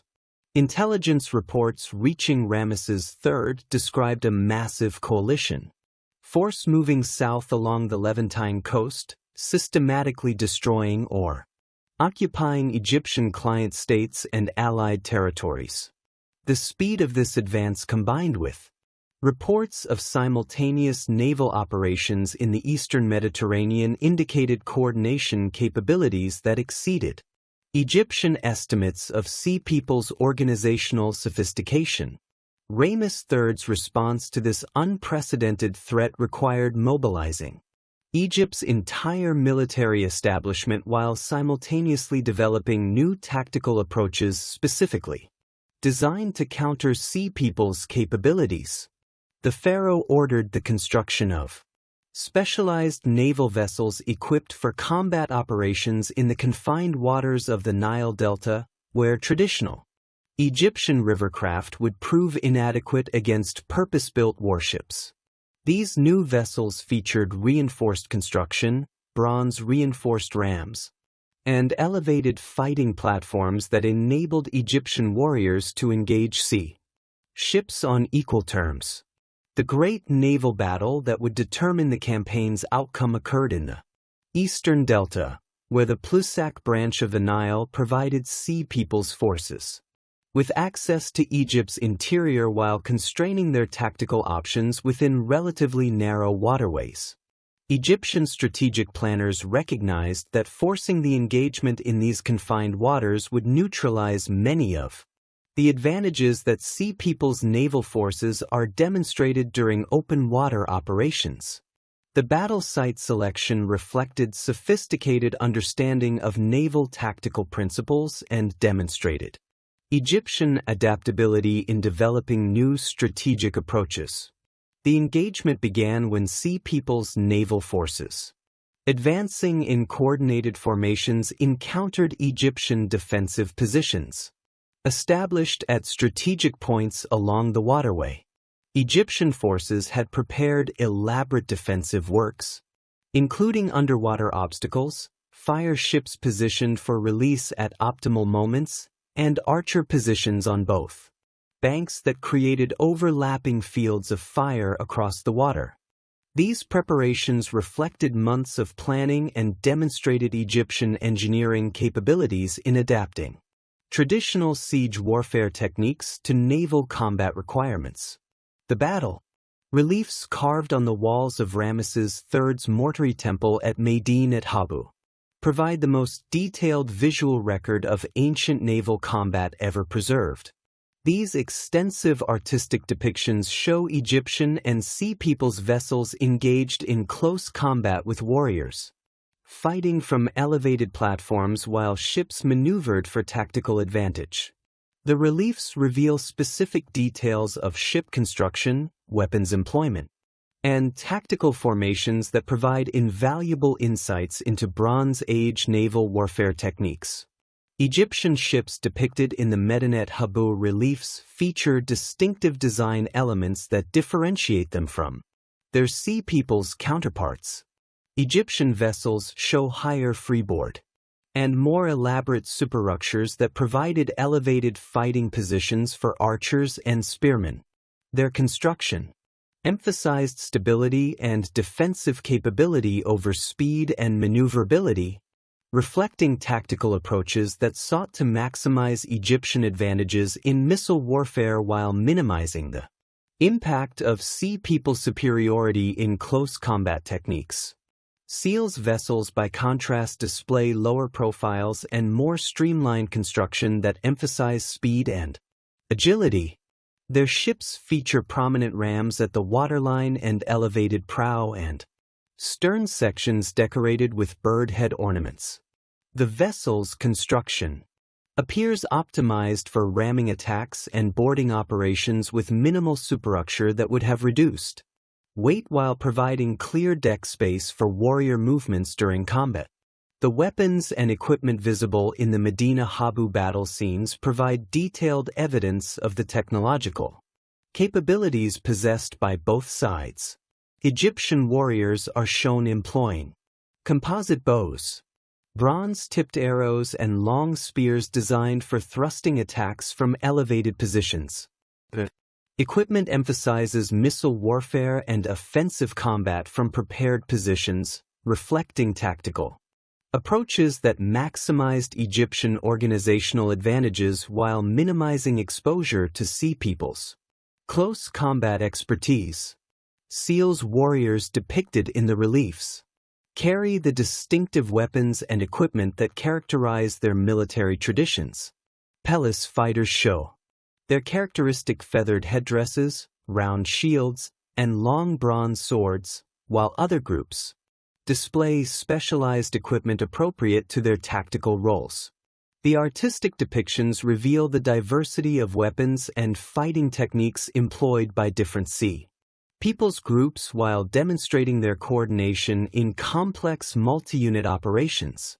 The tactical success of Egyptian forces during the Great Naval Battle represented only one aspect of a much larger historical puzzle that has challenged scholars for over a century.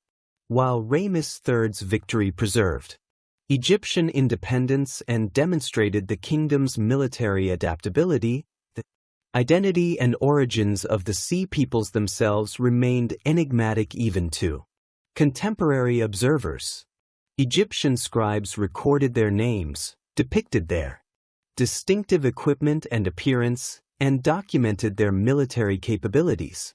Yet, the fundamental questions of where these peoples originated and how they related to known historical groups continue to generate scholarly debate and archaeological investigation. The Pale Set identified as the most militarily formidable component of the Sea Peoples coalition present perhaps the strongest case for connecting these maritime raiders to established historical populations. Archaeological evidence from their eventual settlement areas in the southern Levant reveals material culture patterns that strongly suggest identification with the Philistines known from biblical and other ancient Near Eastern sources. Excavations at sites like Ashkelon, Ekron, and Gath have uncovered pottery assemblages, architectural remains, and burial practices that demonstrate clear continuities with the John traditions while simultaneously showing adaptation to Levantine conditions. The pottery evidence from early Philistine sites provides particularly compelling support for Iron origins. Ceramic vessels found in 12th century BC contexts at Ashkelon include cooking pots, storage jars, and drinking vessels that display technological and stylistic features directly traceable to late Helladic 3C pottery traditions from mainland Greece and the Ionian Islands. These vessels show distinctive tempering techniques, surface treatments, and decorative motifs that had no precedent in Canaanite ceramic traditions, but demonstrate clear continuities with Mayan pottery-making practices. Mayan stirrup jars, characterized by their distinctive false spout and basket handle configuration, appear in modified forms of Philistine sites throughout the 12th and 11th centuries BC. While these vessels show adaptation to local functional requirements and available raw materials, their basic construction techniques and proportional relationships remain consistent with the John prototypes. The persistence of these ceramic traditions through multiple generations of settlement indicates that Philistine communities maintained cultural practices derived from their pre-migration homeland despite their new geographical and political circumstances. Architectural evidence from Philistine settlements reveals similar patterns of cultural continuity and adaptation. The Megaron-style buildings discovered at sites like Tel Castile and Ekron demonstrate knowledge of Aegean construction techniques that had no parallel in traditional Levantine architecture. These structures feature characteristic elements including central hearths surrounded by 4 columns, entrance porches, and proportional relationships that mirror those found in Mayan palace complexes. The adaptation of these architectural forms to Levantine conditions using local stone and mud brick construction techniques suggest communities that retained cultural memories of their origins while adapting to new environmental circumstances.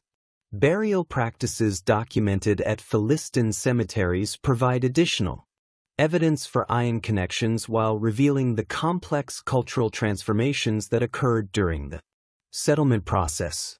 The cemetery at Ashkelon dating to the 11th and 10th centuries BC contains both cremation and inhumation burials that reflect diverse cultural traditions within Philistine communities. Cremation burials rare in traditional Canaanite practice but common in late Bronze Age Greece appear alongside inhumation burials that show adaptation to local customs and environmental conditions. Grave goods from Philistine burials demonstrate the material culture synthesis that characterize these communities. Bronze fib of iron types appear alongside locally produced pottery and jewelry, while iron weapons show technological innovations that combined metallurgical knowledge from multiple sources. The presence of imported Cypriot pottery and other Mediterranean goods in burial contexts indicates that Philistine communities maintained commercial connections with their broader cultural sphere despite their geographical displacement. The Sharon present a more complex identification challenge with proposed connections to Sardinia supported by linguistic evidence and archaeological parallels but complicated by chronological and geographical considerations. The similarity between the name Sharon and Sardinia has attracted scholarly attention since the 19th century, with proponents of this identification pointing to warrior traditions, metallurgical practices, and material culture elements that appear in both contexts. However, the relationship between Bronze Age Sardinian populations and the Sharon documented in Egyptian sources remains disputed due to limited archaeological evidence and uncertain chronological relationships. Sardinian Bronze Age culture, particularly during the Nuragic period, demonstrates sophisticated metallurgical capabilities and warrior traditions that could plausibly be connected to Sharon military expertise. The island's numerous Nuri, stone tower fortifications dating to the 2nd millennium BC indicate communities organized for warfare and territorial defense. These structures built using advanced dry stone construction techniques required coordinated labor forces and engineering knowledge that suggests complex social organization and military traditions. Bronze figurines from Sardinian archaeological contexts depict warriors equipped with distinctive weapons and armor that show some similarities to Egyptian depictions of Shurdan fighters. These bronze sculptures dating to the late 2nd and early 1st millennia BC feature warriors carrying round shields, wearing horned helmets, and equipped with bronze swords and spears. While these artistic depictions postdate the documented appearances of Shurdan in Egyptian sources, they may reflect cultural traditions that preserve memories of earlier warrior practices and equipment. Metallurgical analysis of Sardinian bronze objects reveals sophisticated alloying techniques and production methods that could have provided the technological foundation for Shurdan military capabilities. Sardinian bronzesmiths produced weapons and tools using advanced techniques, including lost wax casting, pattern welding, and decorative inlaying that created objects of exceptional quality. The island's copper deposits and strategic position in the Western Mediterranean would have provided both raw materials and commercial opportunities that could have supported warrior communities engaged in maritime raiding and mercenary service. However, the geographical distance between Sardinia and the eastern Mediterranean regions where Sharon are documented creates chronological and logistical challenges for direct identification. The transportation of substantial warrior populations from Sardinia to the Levant would have required maritime capabilities and organizational resources that may have exceeded the capacities of Bronze Age communities.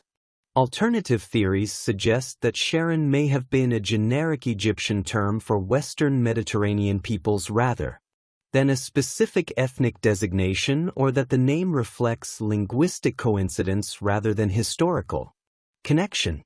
The Looker present perhaps the strongest case for direct identification with a known historical population, as their name corresponds closely to ancient Lycia in southwestern Anatolia.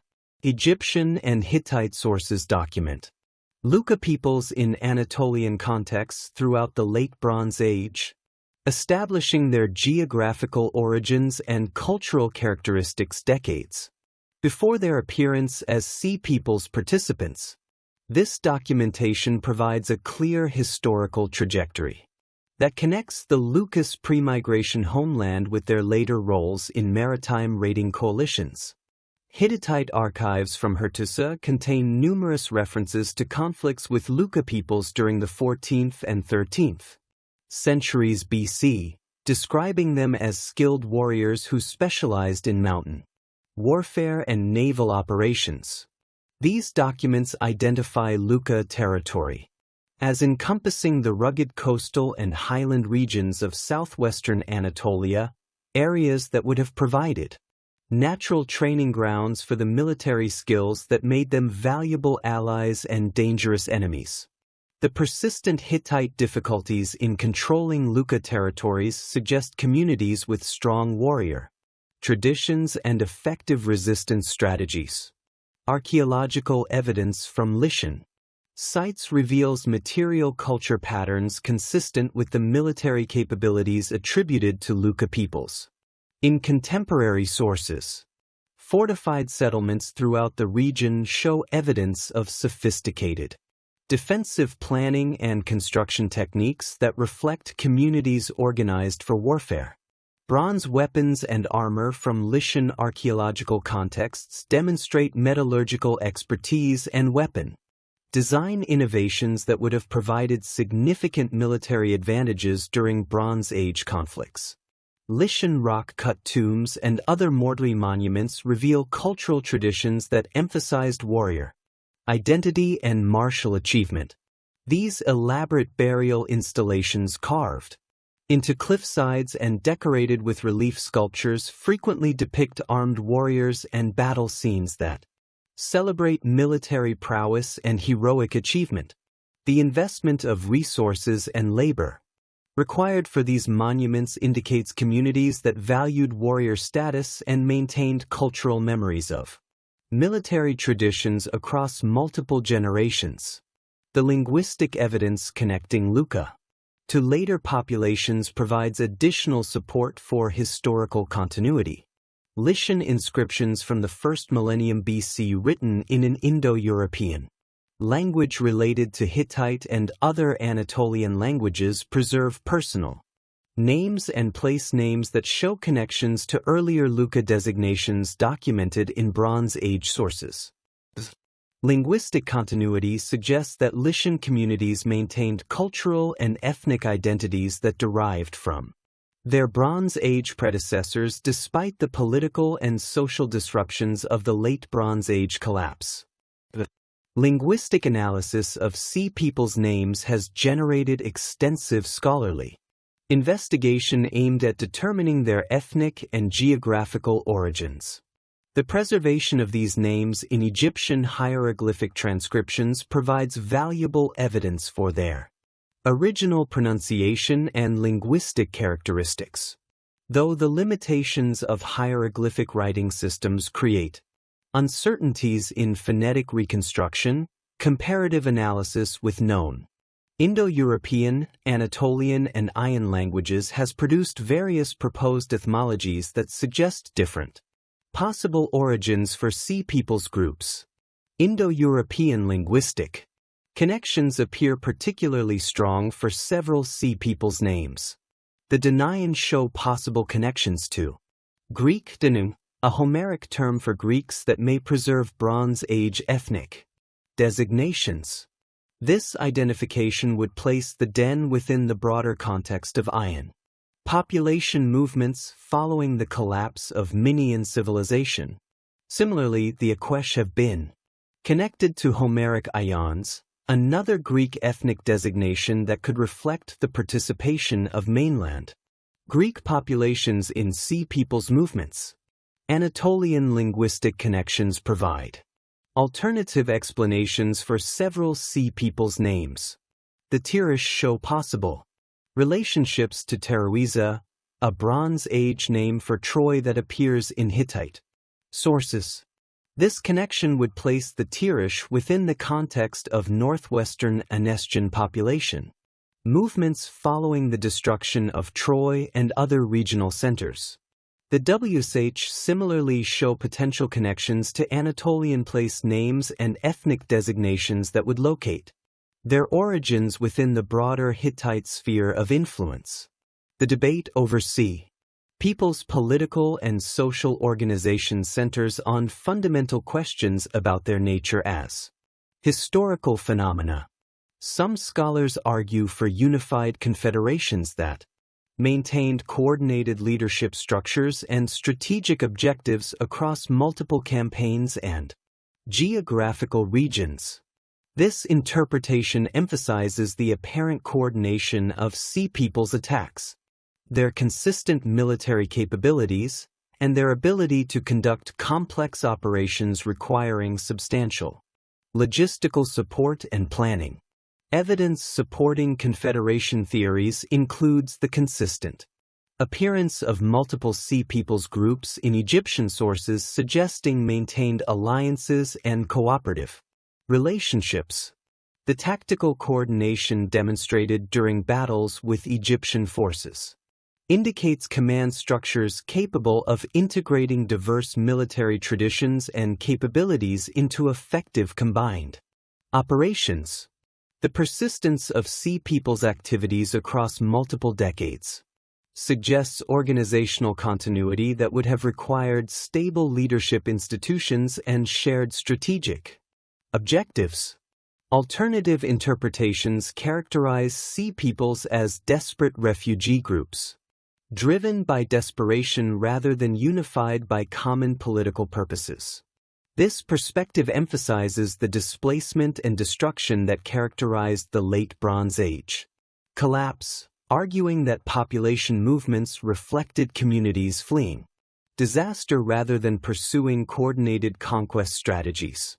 The diversity of sea, material culture, military equipment, and settlement patterns supports interpretations that emphasize the heterogeneous character rather than unified organization. Archaeological evidence from Sea people settlement areas reveals patterns that support both interpretations depending on specific contexts and chronological periods. Early settlement phases often show evidence of coordinated planning and resource allocation that suggests organized leadership and shared objectives.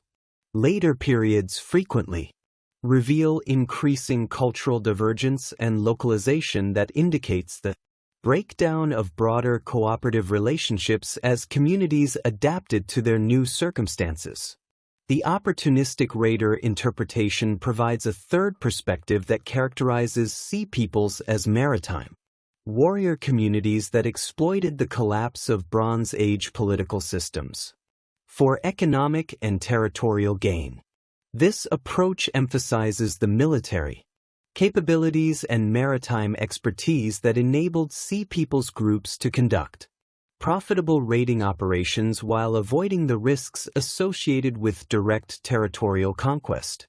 The flexibility and adaptability demonstrated by Sea peoples communities supports interpretations that emphasize their pragmatic responses to changing circumstances rather than ideologically driven expansion programs. Regional variations in Sea peoples' activities and settlement patterns provide evidence for all three interpretational approaches. Some areas show evidence of coordinated military campaigns and planned settlement programs that suggest confederation-level organization and strategic planning. Other regions reveal patterns of desperate refugee settlement and defensive community formation that reflect displacement pressures rather than expansionist objectives. Other contexts show evidence of opportunistic exploitation of local weaknesses and commercial opportunities that indicates pragmatic adaptation to available circumstances. The military defeats inflicted by Ramesses III's forces mark the end of large-scale Sea Peoples invasions but not their disappearance from the historical record, rather than retreating to their mysterious homelands or dissolving into obscurity. These displaced populations established permanent settlements throughout the Eastern Mediterranean, fundamentally altering the demographic and cultural landscape of the region. The most successful and archaeologically visible of these settlement efforts occurred in the southern Levant, where the Peliset transformed themselves into the Philistines, creating a distinctive urban civilization that would dominate the coastal plain for centuries. The establishment of Philistine city-states in the southern Levant represents one of the most remarkable examples of successful cultural adaptation and political organization in the ancient world. Rather than attempting to recreate their lost Bronze Age homelands, these former Sea Peoples developed new forms of urban organization that combined elements from their Iron heritage with practical adaptations to Levantine conditions. Archaeological excavations at Gaza, Ashkelon, Ashdod, Ekron, and Gath reveal sophisticated urban planning that incorporated advanced drainage systems, specialized craft production areas, and defensive installations designed to protect thriving commercial centers. Gaza emerged as the northernmost of the major Philistine centers, strategically positioned to control trade routes connecting Egypt with the Levantine interior. Excavations in the city's ancient quarters have uncovered substantial mud brick architecture dating to the 12th century BC, including large residential complexes with interior courtyards, storage facilities, and workshop areas. The pottery assemblages from these early levels demonstrate the technological continuity that connected Philistine ceramic traditions to their Minoan predecessors while showing rapid adaptation to local clay sources and functional requirements. The urban layout of early Gaza reveals planning principles that differed significantly from traditional Canaanite city organization.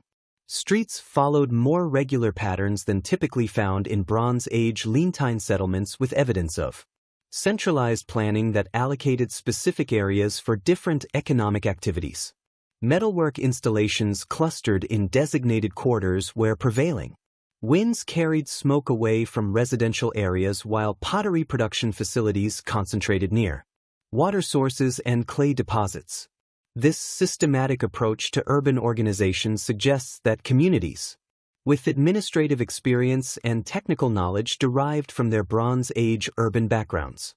Ashkelon developed into the largest and most prosperous of the Philistine city-states, with archaeological evidence revealing a settlement covering over 60 hectares at its peak. The city's strategic position on the Mediterranean coast provided access to maritime trade networks, while its agricultural hinterland supported substantial population growth.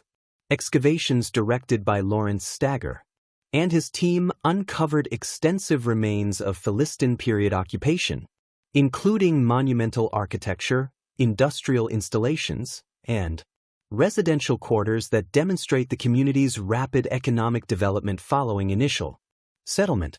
The material culture recovered from Ashkelon provides detailed insights into Philistine daily life and cultural practices during the early settlement period. Cooking pots with distinctive rim forms and surface treatments show clear derivation from iron prototypes, but manufactured using local clays and adapted to Levantine cooking practices. Storage jars display similar patterns of cultural continuity and adaptation, with vessel forms that maintained proportional relationships characteristic of Mayan pottery traditions, while incorporating functional modifications suited to local storage requirements. Architectural remains at Ashkelon reveal construction techniques that combined knowledge of iron building traditions with practical adaptations to local materials and environmental conditions. Foundation systems utilized stone construction methods that reflected understanding of Mediterranean seismic conditions, while superstructures employed mud brick techniques that provided effective insulation against the region's climate extremes.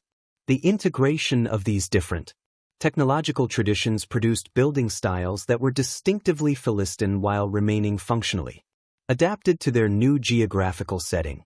Ashdod's archaeological record documents the transformation of a modest Bronze Age settlement into a major Philistine urban center during the 12th and 11th centuries BC.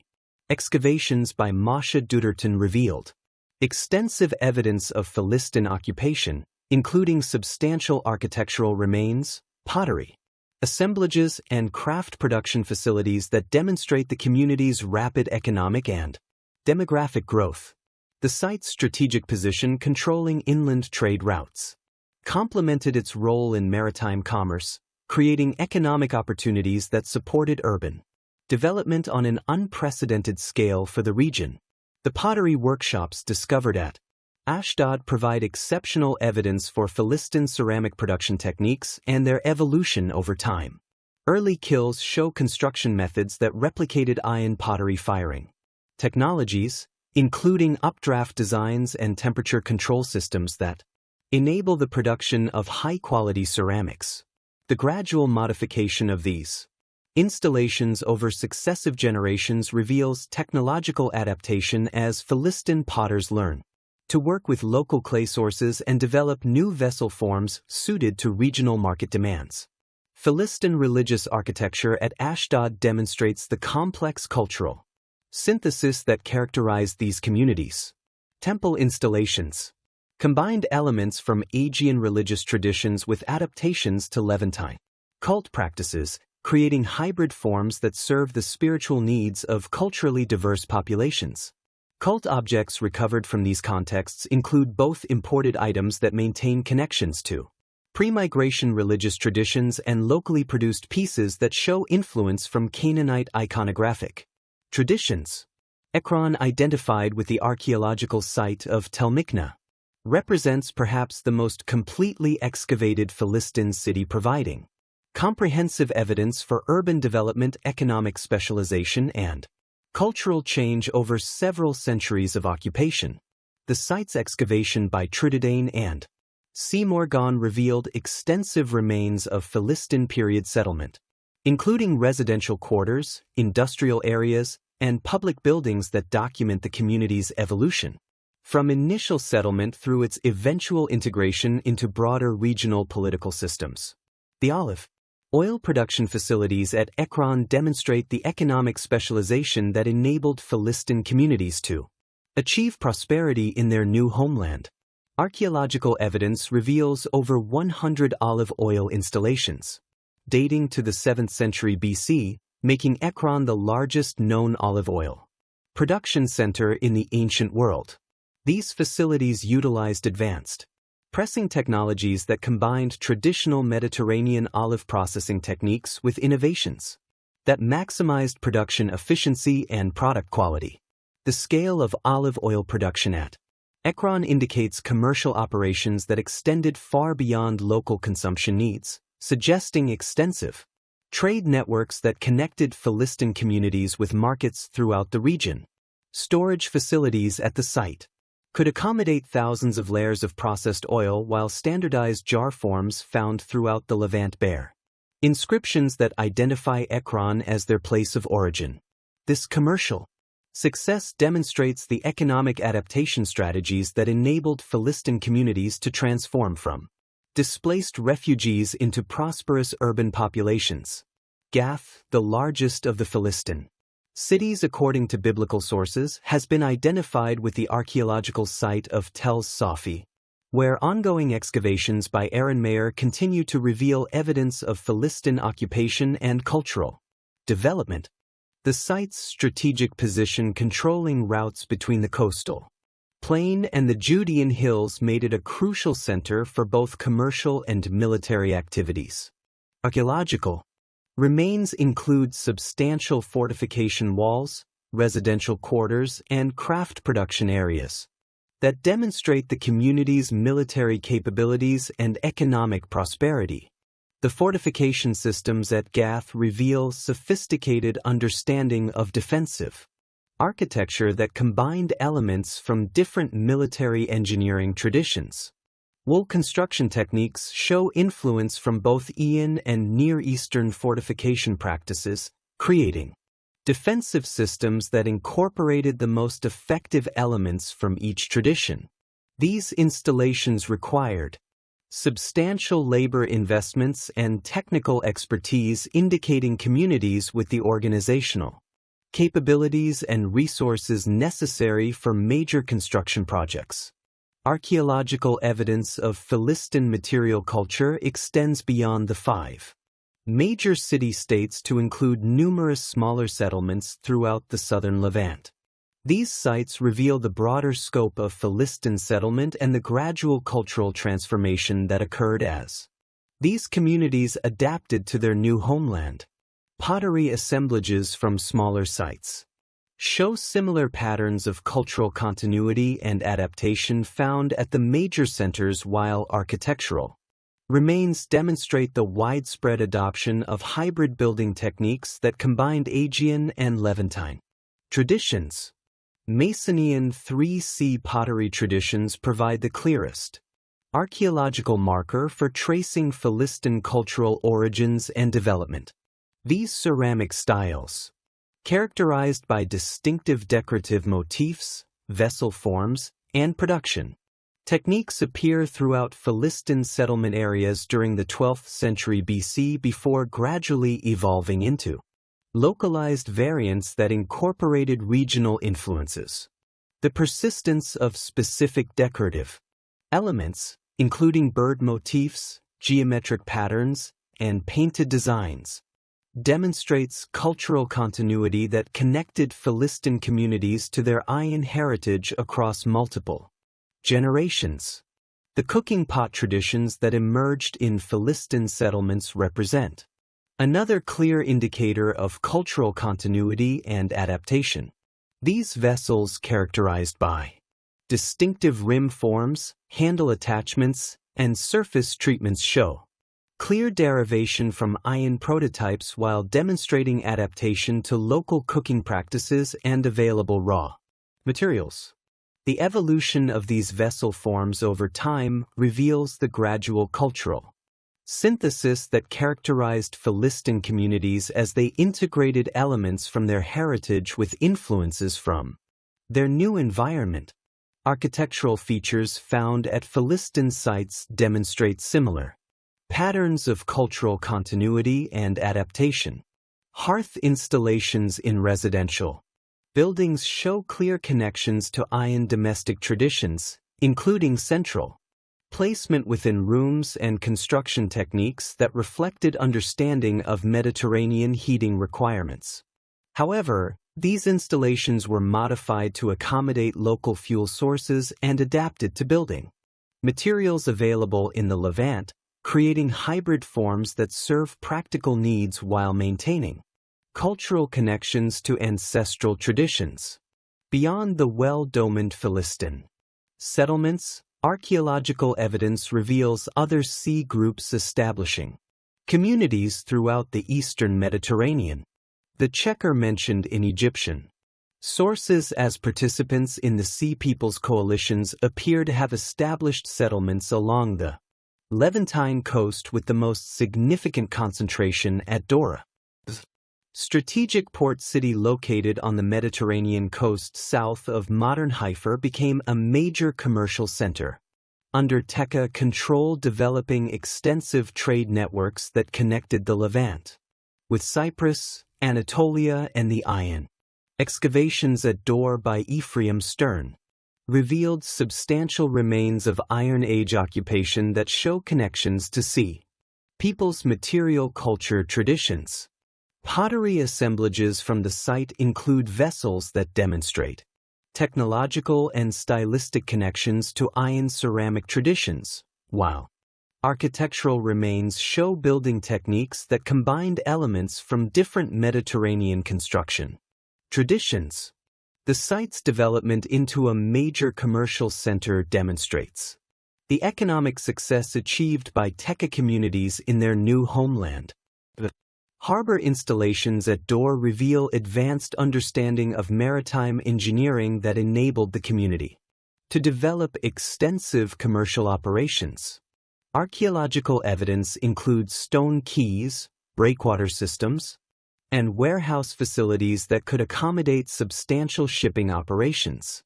These installations required significant technical expertise and labor investments, indicating communities with the organizational capabilities and resources necessary for major infrastructure projects. Cheka material culture at Dor shows patterns similar to those observed in Philistine settlements with clear evidence of cultural continuity from iron traditions combined with adaptation to local conditions. Pottery production techniques maintained technological elements derived from Bronze Age traditions while adapting to local clay sources and market requirements.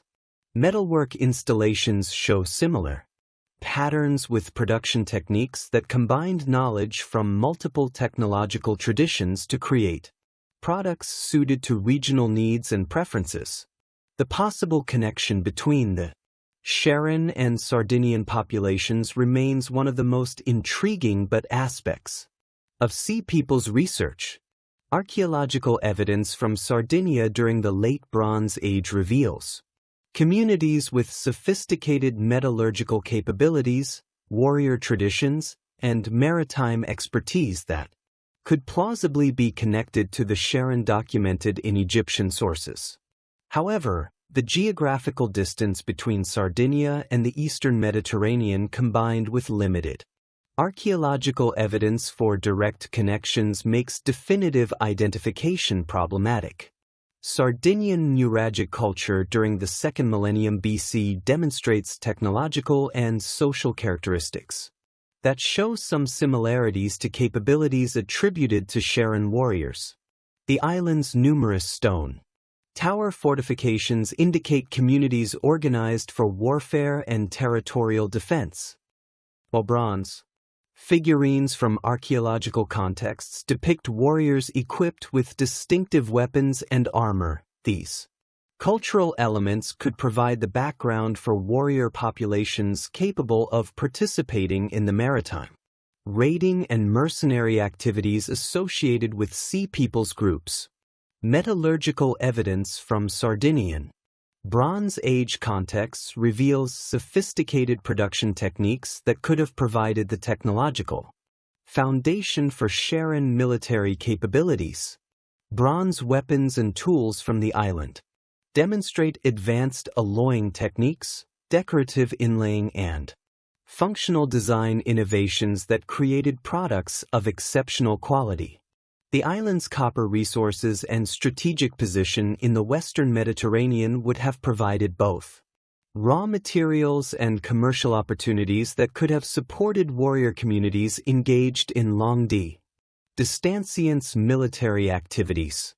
The Danaan present another complex case for Sea People's identification with proposed connections to the Denuna people documented in Late Bronze Age sources from Sisha in southeastern Anatolia.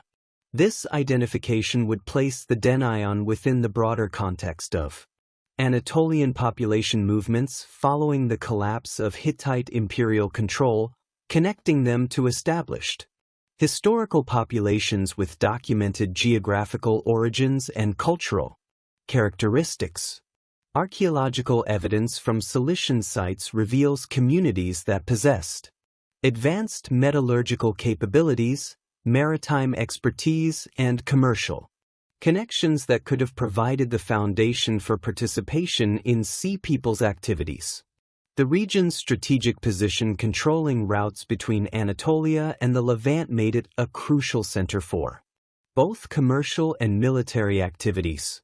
While its harbors provided access to Mediterranean trade networks and naval operations, the gradual assimilation of Sea People's communities into local populations represents one of the most significant long-term consequences of their settlement in the eastern Mediterranean. Archaeological evidence reveals cultural synthesis processes that occurred over multiple generations as these displaced populations adapted to their new homelands while contributing their own technological and cultural innovations to regional development. This assimilation process varied significantly depending on local conditions, community size, and the nature of interactions with established populations. Philistine communities provide the clearest evidence for assimilation. Processes with archaeological sequences that document gradual cultural change. Over several centuries of settlement, early phases show strong continuity with the John material culture traditions, while later periods reveal increasing influence from local Canaanite and other regional cultures. This cultural synthesis produced distinctive hybrid traditions that combined elements from multiple sources while maintaining recognizable connections to their various origins. Religious practices show particularly clear evidence of cultural synthesis and adaptation. Philistine cult installations combine architectural elements from Ayan religious traditions with iconographic and ritual elements derived from Canaanite religious practices. Cult objects from these contexts include both imported items that maintained connections to ancestral traditions and locally produced pieces that show influence from regional iconographic systems. This religious synthesis enabled Philistine communities to maintain cultural identity while adapting to the spiritual landscape of their new homeland. The transformation of the Sea peoples from maritime raiders into settled communities created a remarkable period of technological and cultural innovation that would reshape the Eastern Mediterranean world for centuries. The displaced populations who established themselves in territories from the Levantine coast to Sardinia brought with them not merely the remnants of Bronze Age civilization but active traditions of craftsmanship, metallurgy, and urban organization that would catalyze fundamental changes in regional development. Archaeological evidence reveals that these communities served as crucial agents in the transition from Bronze Age to Iron Age technologies while simultaneously creating new forms of cultural expression that synthesized elements from their diverse origins with innovations developed in their new homelands. The ironworking capabilities introduced by Sea peoples communities represented perhaps their most significant technological contribution to the regions they settled. While iron technology had existed in limited forms during the Late Bronze Age, the collapse of established copper and tin trade networks made bronze increasingly difficult to produce in the quantities required for tools and weapons. Sea peoples groups, particularly those with origins in Anatolian regions where early iron smelting techniques are developed, possessed knowledge of ore processing and metal working methods that enabled them to exploit local iron deposits more effectively than established populations. Archaeological evidence from Philistine sites reveals sophisticated iron production facilities that demonstrate advanced understanding of smelting techniques and heat management. Excavations at Talmkin Ekron uncovered furnace installations dating to the 11th century BC that show construction methods specifically designed for iron working. These facilities featured stone-lined combustion chambers with carefully designed airflow systems that could achieve the temperatures necessary for effective iron smelting. The furnaces incorporated bellow systems, using leather bags operated by foot pedals, enabling metal workers to maintain consistent heat levels during extended smelting operations. The iron objects produced in these Philistine workshops revealed technological sophistication that exceeded contemporary regional capabilities. Agricultural implements, including plowshares, sickles, and hoes, show advanced forging techniques that created tools with hardened cutting edges and more durable construction than bronze equivalents. The superior performance of these iron tools enabled more efficient agricultural practices, contributing to increased food production that supported growing urban populations in Philistine territories. Military applications of iron technology provided Philistine communities with significant tactical advantages during conflicts with neighboring populations. Still relying primarily on bronze weapons, iron sword blades found at Philistine sites demonstrate advanced metallurgical techniques, including differential hardening where cutting edges were made harder than blade cores. To combine sharpness with flexibility, spear points show similar technological sophistication with socketed construction that provided stronger hafting than traditional bronze weapons, while maintaining lighter weight for improved handling. The production techniques employed in Philistine metal working facilities reveal knowledge derived from multiple technological traditions. Furnace construction methods show influence from both Iron and Anatolian metallurgical practices, while tool designs combined functional elements from different regional traditions. This technological synthesis enabled Philistine craftsmen to develop innovative solutions that improved upon their ancestral techniques, while adapting to locally available materials and market demands. Pottery production in Sea People settlements demonstrates similar patterns of technological innovation and cultural synthesis. The ceramic traditions established by Philistine communities combined advanced wheel-throwing techniques derived from Mayan pottery traditions with decorative styles that incorporated elements from Canaanite Cryot and other regional ceramic systems. This synthesis produced distinctive pottery styles that serve both functional and cultural purposes, enabling communities to maintain connections to their heritage while adapting to local preferences and requirements.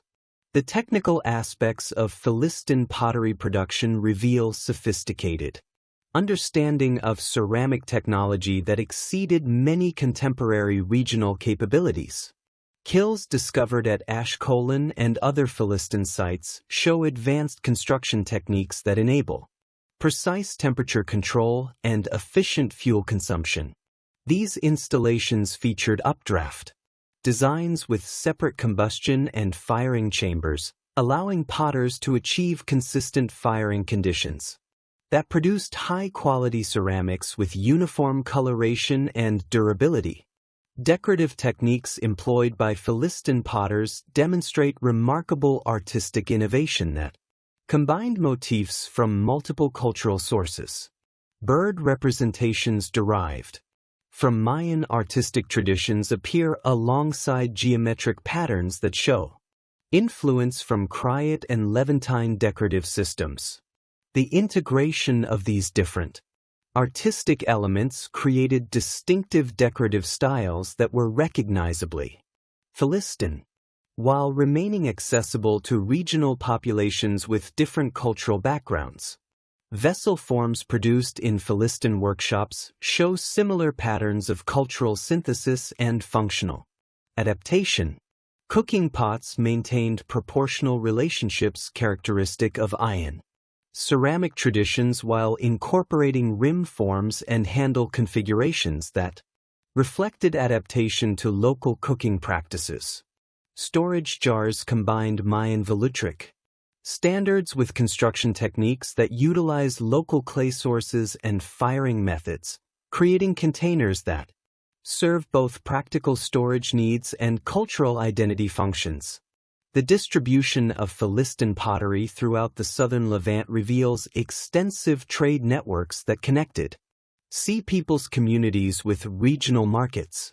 Archaeological surveys have identified Philistine ceramic products at sites throughout the coastal plain and inland valleys, indicating commercial relationships that extended far beyond the immediate settlement areas. This commercial success demonstrates the economic advantages provided by superior production techniques and the market appeal of innovative decorative styles.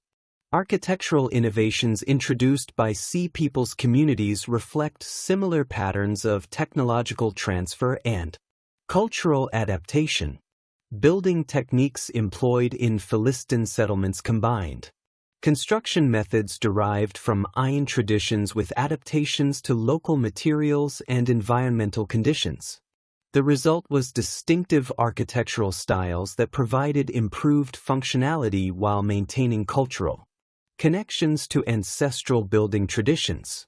Foundation systems used in Philistine construction demonstrate advanced understanding of structural engineering that reflected knowledge gained from building in seismically active Mediterranean regions. Stone foundations extended deeper than typical in Canaanite construction with careful attention to drainage systems that prevented water damage to mud brick superstructures. These technical improvements enabled the construction of larger and more durable buildings that could accommodate growing urban populations and expanding commercial activities. Interior space organization in Philistine buildings shows influence from Ayan domestic architecture while adapting to Levantine climate conditions and social practices. Central hearth installations maintained connections to ancestral traditions while being modified to accommodate local fuel sources and cooking practices. Room arrangements provided improved ventilation and temperature control compared to traditional Canaanite domestic architecture, creating more comfortable living conditions that contributed to community health and productivity. Public architecture in Philistine settlements reveals sophisticated urban planning capabilities that combined elements from different Mediterranean urban traditions. Temple complexes show architectural elements derived from both Ayan and Near Eastern religious building traditions, creating hybrid forms that serve the spiritual needs of culturally diverse populations. Administrative buildings demonstrate knowledge of palace architecture that enabled effective governance of complex urban communities while adapting to local political and social requirements. The religious and cultural syncretism that developed in Sea People settlements represents one of the most fascinating aspects of their cultural legacy. Archaeological evidence reveals complex processes of religious adaptation that enable displaced populations to maintain spiritual connections to their ancestral traditions while integrating elements from local religious systems. This syncretistic approach created new forms of religious expression that serve the needs of culturally diverse communities while contributing to broader regional religious development.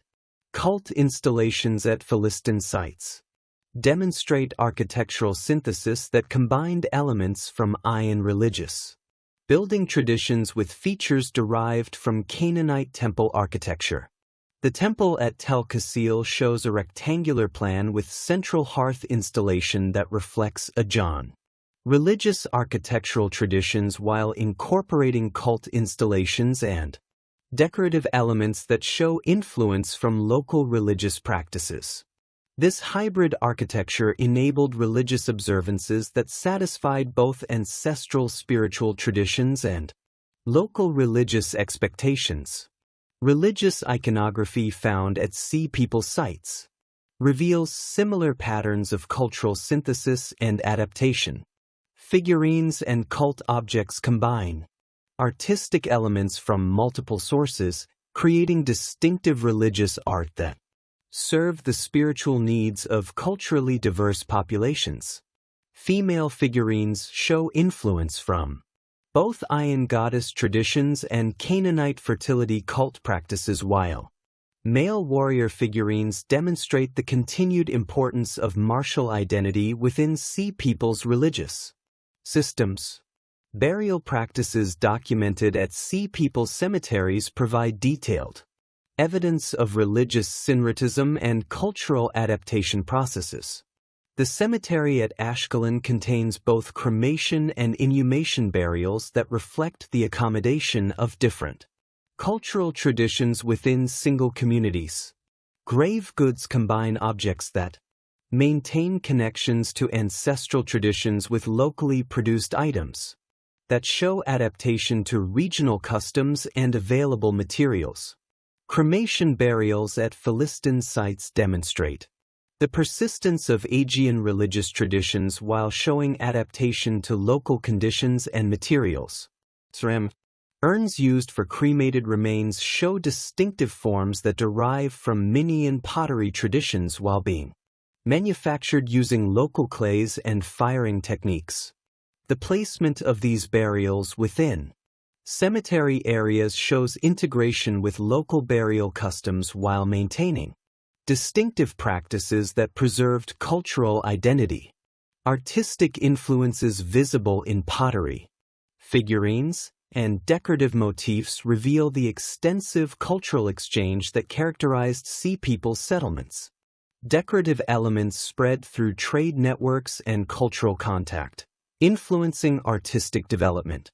Throughout the Eastern Mediterranean, the distinctive artistic styles developed by Sea Peoples communities contributed to broader regional artistic traditions while maintaining recognizable connections to their diverse origins. Pottery painting techniques developed in Philistine workshops influenced ceramic production. Throughout the southern Levant, the use of red and black painted designs on buff-cold pottery surfaces created distinctive decorative effects that were adopted by local potters and adapted to regional preferences. These techniques spread through commercial networks and cultural contact to the development of new regional pottery styles that combined elements from multiple artistic traditions. Figurine production in Sea Peoples settlements demonstrates similar patterns of artistic innovation and cultural influence. The distinctive female figurines produced at Philistine sites combined artistic elements from Aegean and Near Eastern traditions, creating new iconographic forms that influenced religious art throughout the region. These figurines show advanced modeling techniques that produced more naturalistic representations than many contemporary regional examples, contributing to artistic developments that would influence Mediterranean art for centuries. Decorative metal work produced by Sea Peoples craftsmen reveals sophisticated artistic capabilities that combine technical excellence with innovative design elements. Bronze vessels and weapons show decorative inlays, pattern welding, and surface treatments that demonstrate advanced metallurgical artistry.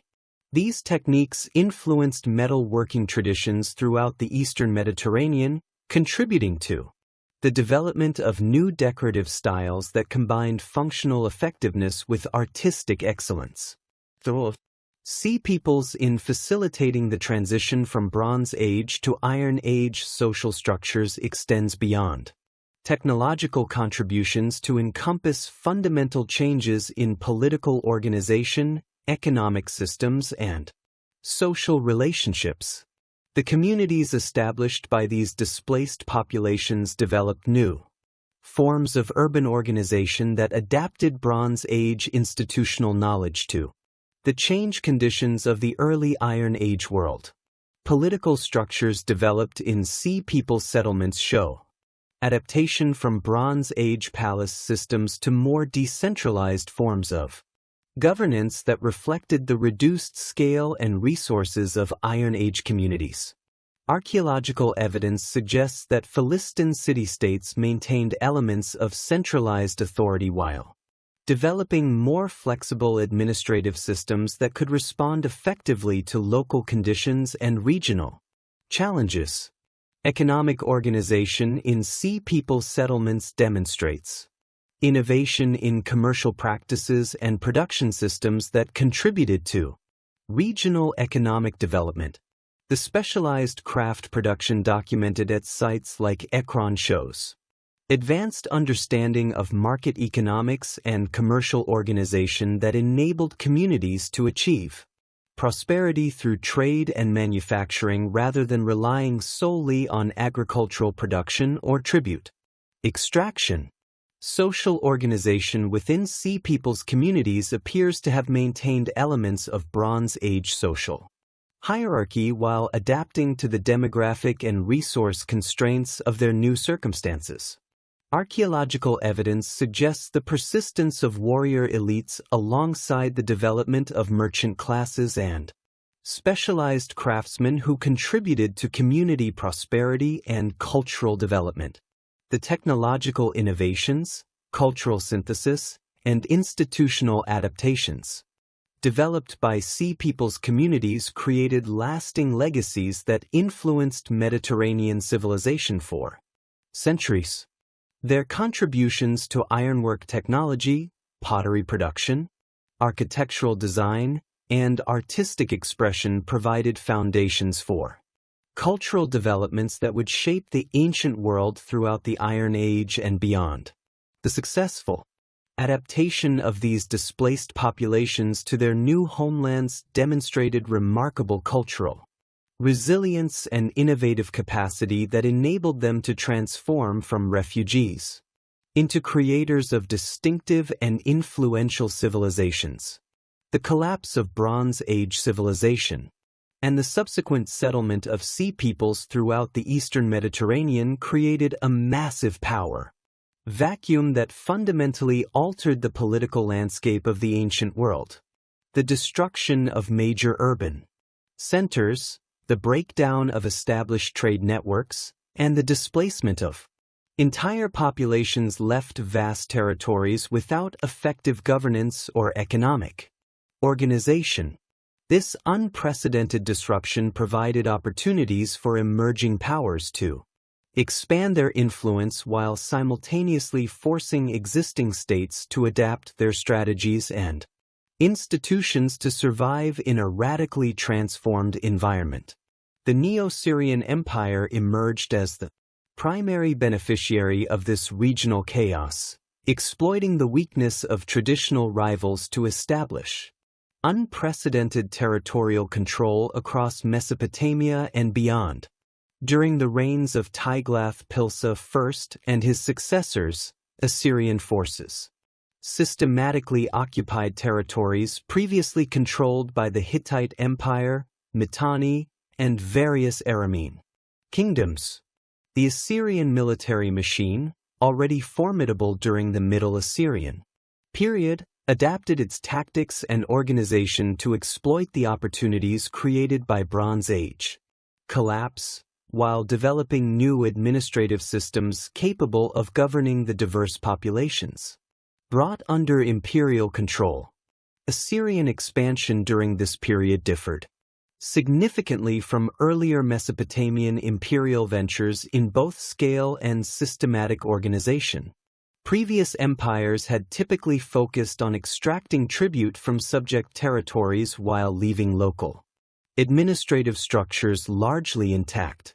The Neo-Syrian approach involved direct territorial administration, population deportations, and cultural assimilation. Policies designed to create lasting imperial control rather than temporary hegemony. Archaeological evidence from sites throughout the expanding Assyrian sphere reveals standardized administrative practices, architectural styles, and material culture patterns that demonstrate the empire's systematic approach to territorial integration. The Assyrian military innovations that enabled this expansion incorporated lessons learned from encounters with Sea Peoples and other displaced populations. Iron weapons became standard equipment for Syrian forces decades before their widespread adoption elsewhere, providing tactical advantages that proved decisive in campaigns against opponents still relying primarily on bronze armaments. Assyrian siege warfare techniques evolved to counter the improved fortification methods developed by communities seeking protection during the post-collapse period, incorporating specialized equipment and tactical approaches that could overcome even the most sophisticated defensive installations. Administrative reforms implemented by Neo-Syrian rulers created governmental systems capable of managing territories spanning from the Persian Gulf to the Mediterranean coast. Provincial governors appointed directly by the king replaced local rulers in conquered territories, while standardized taxation systems extracted resources needed to Support the empire's military and administrative apparatus.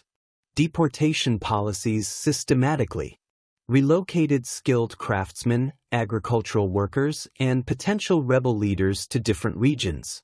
Within the empire, breaking down local loyalties while distributing valuable human resources where they were most needed. The cultural impact of Neo-Syrian expansion extended far beyond political control to encompass fundamental changes in religious practices, artistic traditions, and technological development throughout the region. Assyrian royal ideology, which portrayed the king as the earthly representative of the god Ashur with divine mandate to rule all lands, provided justification for unlimited territorial expansion while creating cultural frameworks that legitimized imperial authority. This ideological system influenced political thought throughout the ancient Near East, precedents for imperial legitimacy that would persist for centuries.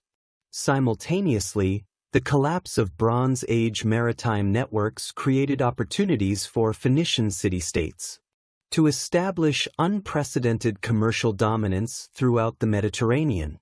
The destruction of major trading centers like Ugarit eliminated established competitors, while the breakdown of centralized political control in many regions created demand for the commercial services that Phoenician merchants could provide. Cities like Tai, Sidon, and Byblo transformed from regional trading centers into the nuclei of commercial networks that would eventually span from the Atlantic coast of Iberia to the Black Sea shores of Anatolia. Phoenician maritime technology during this period incorporated innovations developed in response to the changed conditions of post-collapse Mediterranean commerce. Ships designed for long distances voyaging featured improved hull construction, more efficient sail configurations, and specialized cargo handling equipment that enabled profitable operations across vast distances. Archaeological evidence from shipwrecks and harbor installations reveals vessels capable of carrying substantial cargoes, while maintaining the speed and maneuverability necessary for successful commercial operations in waters that often lacked effective political control. The establishment of Phoenician trading posts and colonies throughout the Mediterranean created new forms of commercial organization that differed fundamentally from Bronze Age trade patterns. Rather than relying on diplomatic relationships between major powers to facilitate commerce, Phoenician merchants developed independent commercial networks based on permanent settlements that could provide secure bases for trading operations. These installations, ranging from simple warehousing facilities to fully developed urban centers, created infrastructure that supported regular commercial contact between distant regions while providing security for valuable cargoes and personnel. Carthage, established by Tyrian colonists during the 9th century BC, exemplifies the success of this Phoenician commercial strategy. Archaeological excavations in the city's earliest levels reveal sophisticated urban planning that incorporated harbor installations, residential quarters, and craft production areas designed to support both local populations and visiting merchants. The city's rapid growth from a modest trading post to a major regional power demonstrates the economic opportunities created by the collapse of Bronze Age political systems and the effectiveness of Phoenician adaptation to changed circumstances. Phoenician influence on Mediterranean cultural development extended far beyond commercial activities to encompass fundamental innovations in writing systems, religious practices, and artistic traditions. The alphabetic script developed by Phoenician scribes provided a more efficient and accessible writing system than the complex syllabic and logographic scripts used during the Bronze Age. This innovation democratized literacy by making written communication available to broader segments of society. while facilitating commercial record-keeping and long-distance correspondence essential for Mediterranean-wide trade networks. The Greek world experienced perhaps the most dramatic transformation during the post-collapse period as the destruction of Mycenaean palace states created conditions that would eventually give rise to the distinctive polish system that characterized classical Greek civilization. The collapse of centralized authority, the breakdown of administrative systems, and the massive population decline that followed the Bronze Age catastrophe forced surviving communities to develop new forms of political and social organization, adapted to their reduced circumstances and available resources. Archaeological evidence from Greek sites during the early Iron Age reveals communities that had abandoned the large urban centers characteristic of Minoan civilization in favor of smaller settlements that could be more easily defended and supplied. In the early Iron Age, many communities settled on hilltops for natural defense. Compared to the Bronze Age, their culture was simpler, with less advanced pottery, metalwork, and architecture. Specialized skills had been lost, and survival took priority over artistic or technological elaboration. Recovery during the 10th and 9th centuries BC led to the rise of new social and political structures that later evolved into the classical polis. These communities were organized around kinship groups and warrior bands rather than palace bureaucracies. Leadership relied on charisma, military skill, and resource provision rather than inherited royalty. By the 8th century BC, Greek trade reflected both recovery and adaptation to Mediterranean opportunities. Merchants tied into Phoenician networks while forging their own routes linking the Aegean with Anatolia, the Black Sea, and the Western Mediterranean. This exchange brought raw materials and luxuries, fueling wealth and cultural growth. Colonization followed, partly due to population pressures and scarce resources at home, but also to exploit new opportunities. Unlike Phoenician colonies, Greek settlements were independent yet connected to their mother cities, laying the groundwork for later Greek civilization. Cultural revival paralleled economic expansion. Homeric epics preserved memories of the Bronze Age while reworking them to fit Iron Age ideals, shaping future generations. Religion too reflected synthesis. Old deities were reabsorbed, and sanctuaries like Olympia became shared centers of worship, strengthening unity across scattered communities. Elsewhere, the settlement of sea peoples reshaped societies. In Cyprus, their integration with local and Anatolian populations produced hybrid cultures visible in pottery, architecture, and sanctuaries that blended Greek, Phoenician, and local traditions. Cyprus also revived copper production, now with improved ironworking techniques, restoring its role as a major supplier. The collapse of Bronze Age trade forced deep changes in commerce. With great centers gone and diplomacy shattered, merchants built decentralized networks. Archaeology shows localized markets with restricted distribution of goods. By the 9th and 8th centuries BC, recovery introduced new practices, permanent trading posts, improved harbors, and advanced shipbuilding expanded cargo capacity. Standardized measures, weights, and early currencies eased transactions, while uniform pottery and metalwork reflected attempts at stability. Trade revival carried cultural exchange. Craftsmen and merchants spread techniques, artistic styles, and rituals. Alphabetic writing, created by the Phoenicians for commerce, spread and was adapted by Greeks and others, encouraging literacy. Religion too absorbed outside influences as cults, myths, and gods traveled with traders, producing blended traditions. Interest in the Sea Peoples began in the 19th century after Champollion's decipherment of Egyptian hieroglyphs revealed inscriptions at Karnak and Medinet Habu describing battles with them.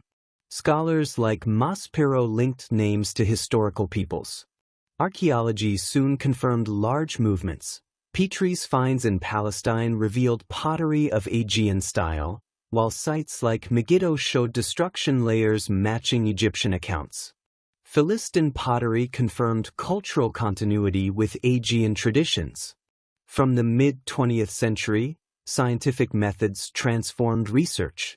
Radiocarbon dating revealed synchronous destruction across regions. Kathleen Kenyon's excavations at Jericho emphasized cycles of destruction and resettlement. The Ulubran shipwreck, uncovered in the 1980s, displayed the vastness of pre-collapse trade, showing how far-reaching the disruption was. Modern interpretations vary.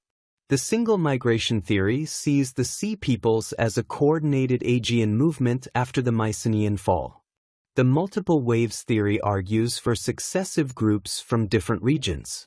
Climate stress theories highlight drought and famine, supported by tree ring and pollen data. Systems collapse models view them as both products and agents of a wider breakdown in interconnected economies and states. New science deepens these debates. DNA from Philistine remains shows European ancestry mixed with locals. Isotope studies reveal migrations and diet changes. Underwater archaeology uncovers harbors and shipwrecks, clarifying how maritime skills sustain their activities. Questions remain. Were they raiders, refugees, or organized coalitions? Their fates diverged. Philistines built strong urban societies, while others merged into local populations. Future research combining genetics, climatology, and digital mapping may provide answers. The Sea Peoples mark a turning point in Mediterranean history. Their migrations coincided with the Bronze Age collapse and the rise of Iron Age systems. They illustrate how destruction can spark renewal, blending traditions into new cultures. Though their origins remain debated, their impact shaped the Iron Age world, remembered as both destroyers and creators.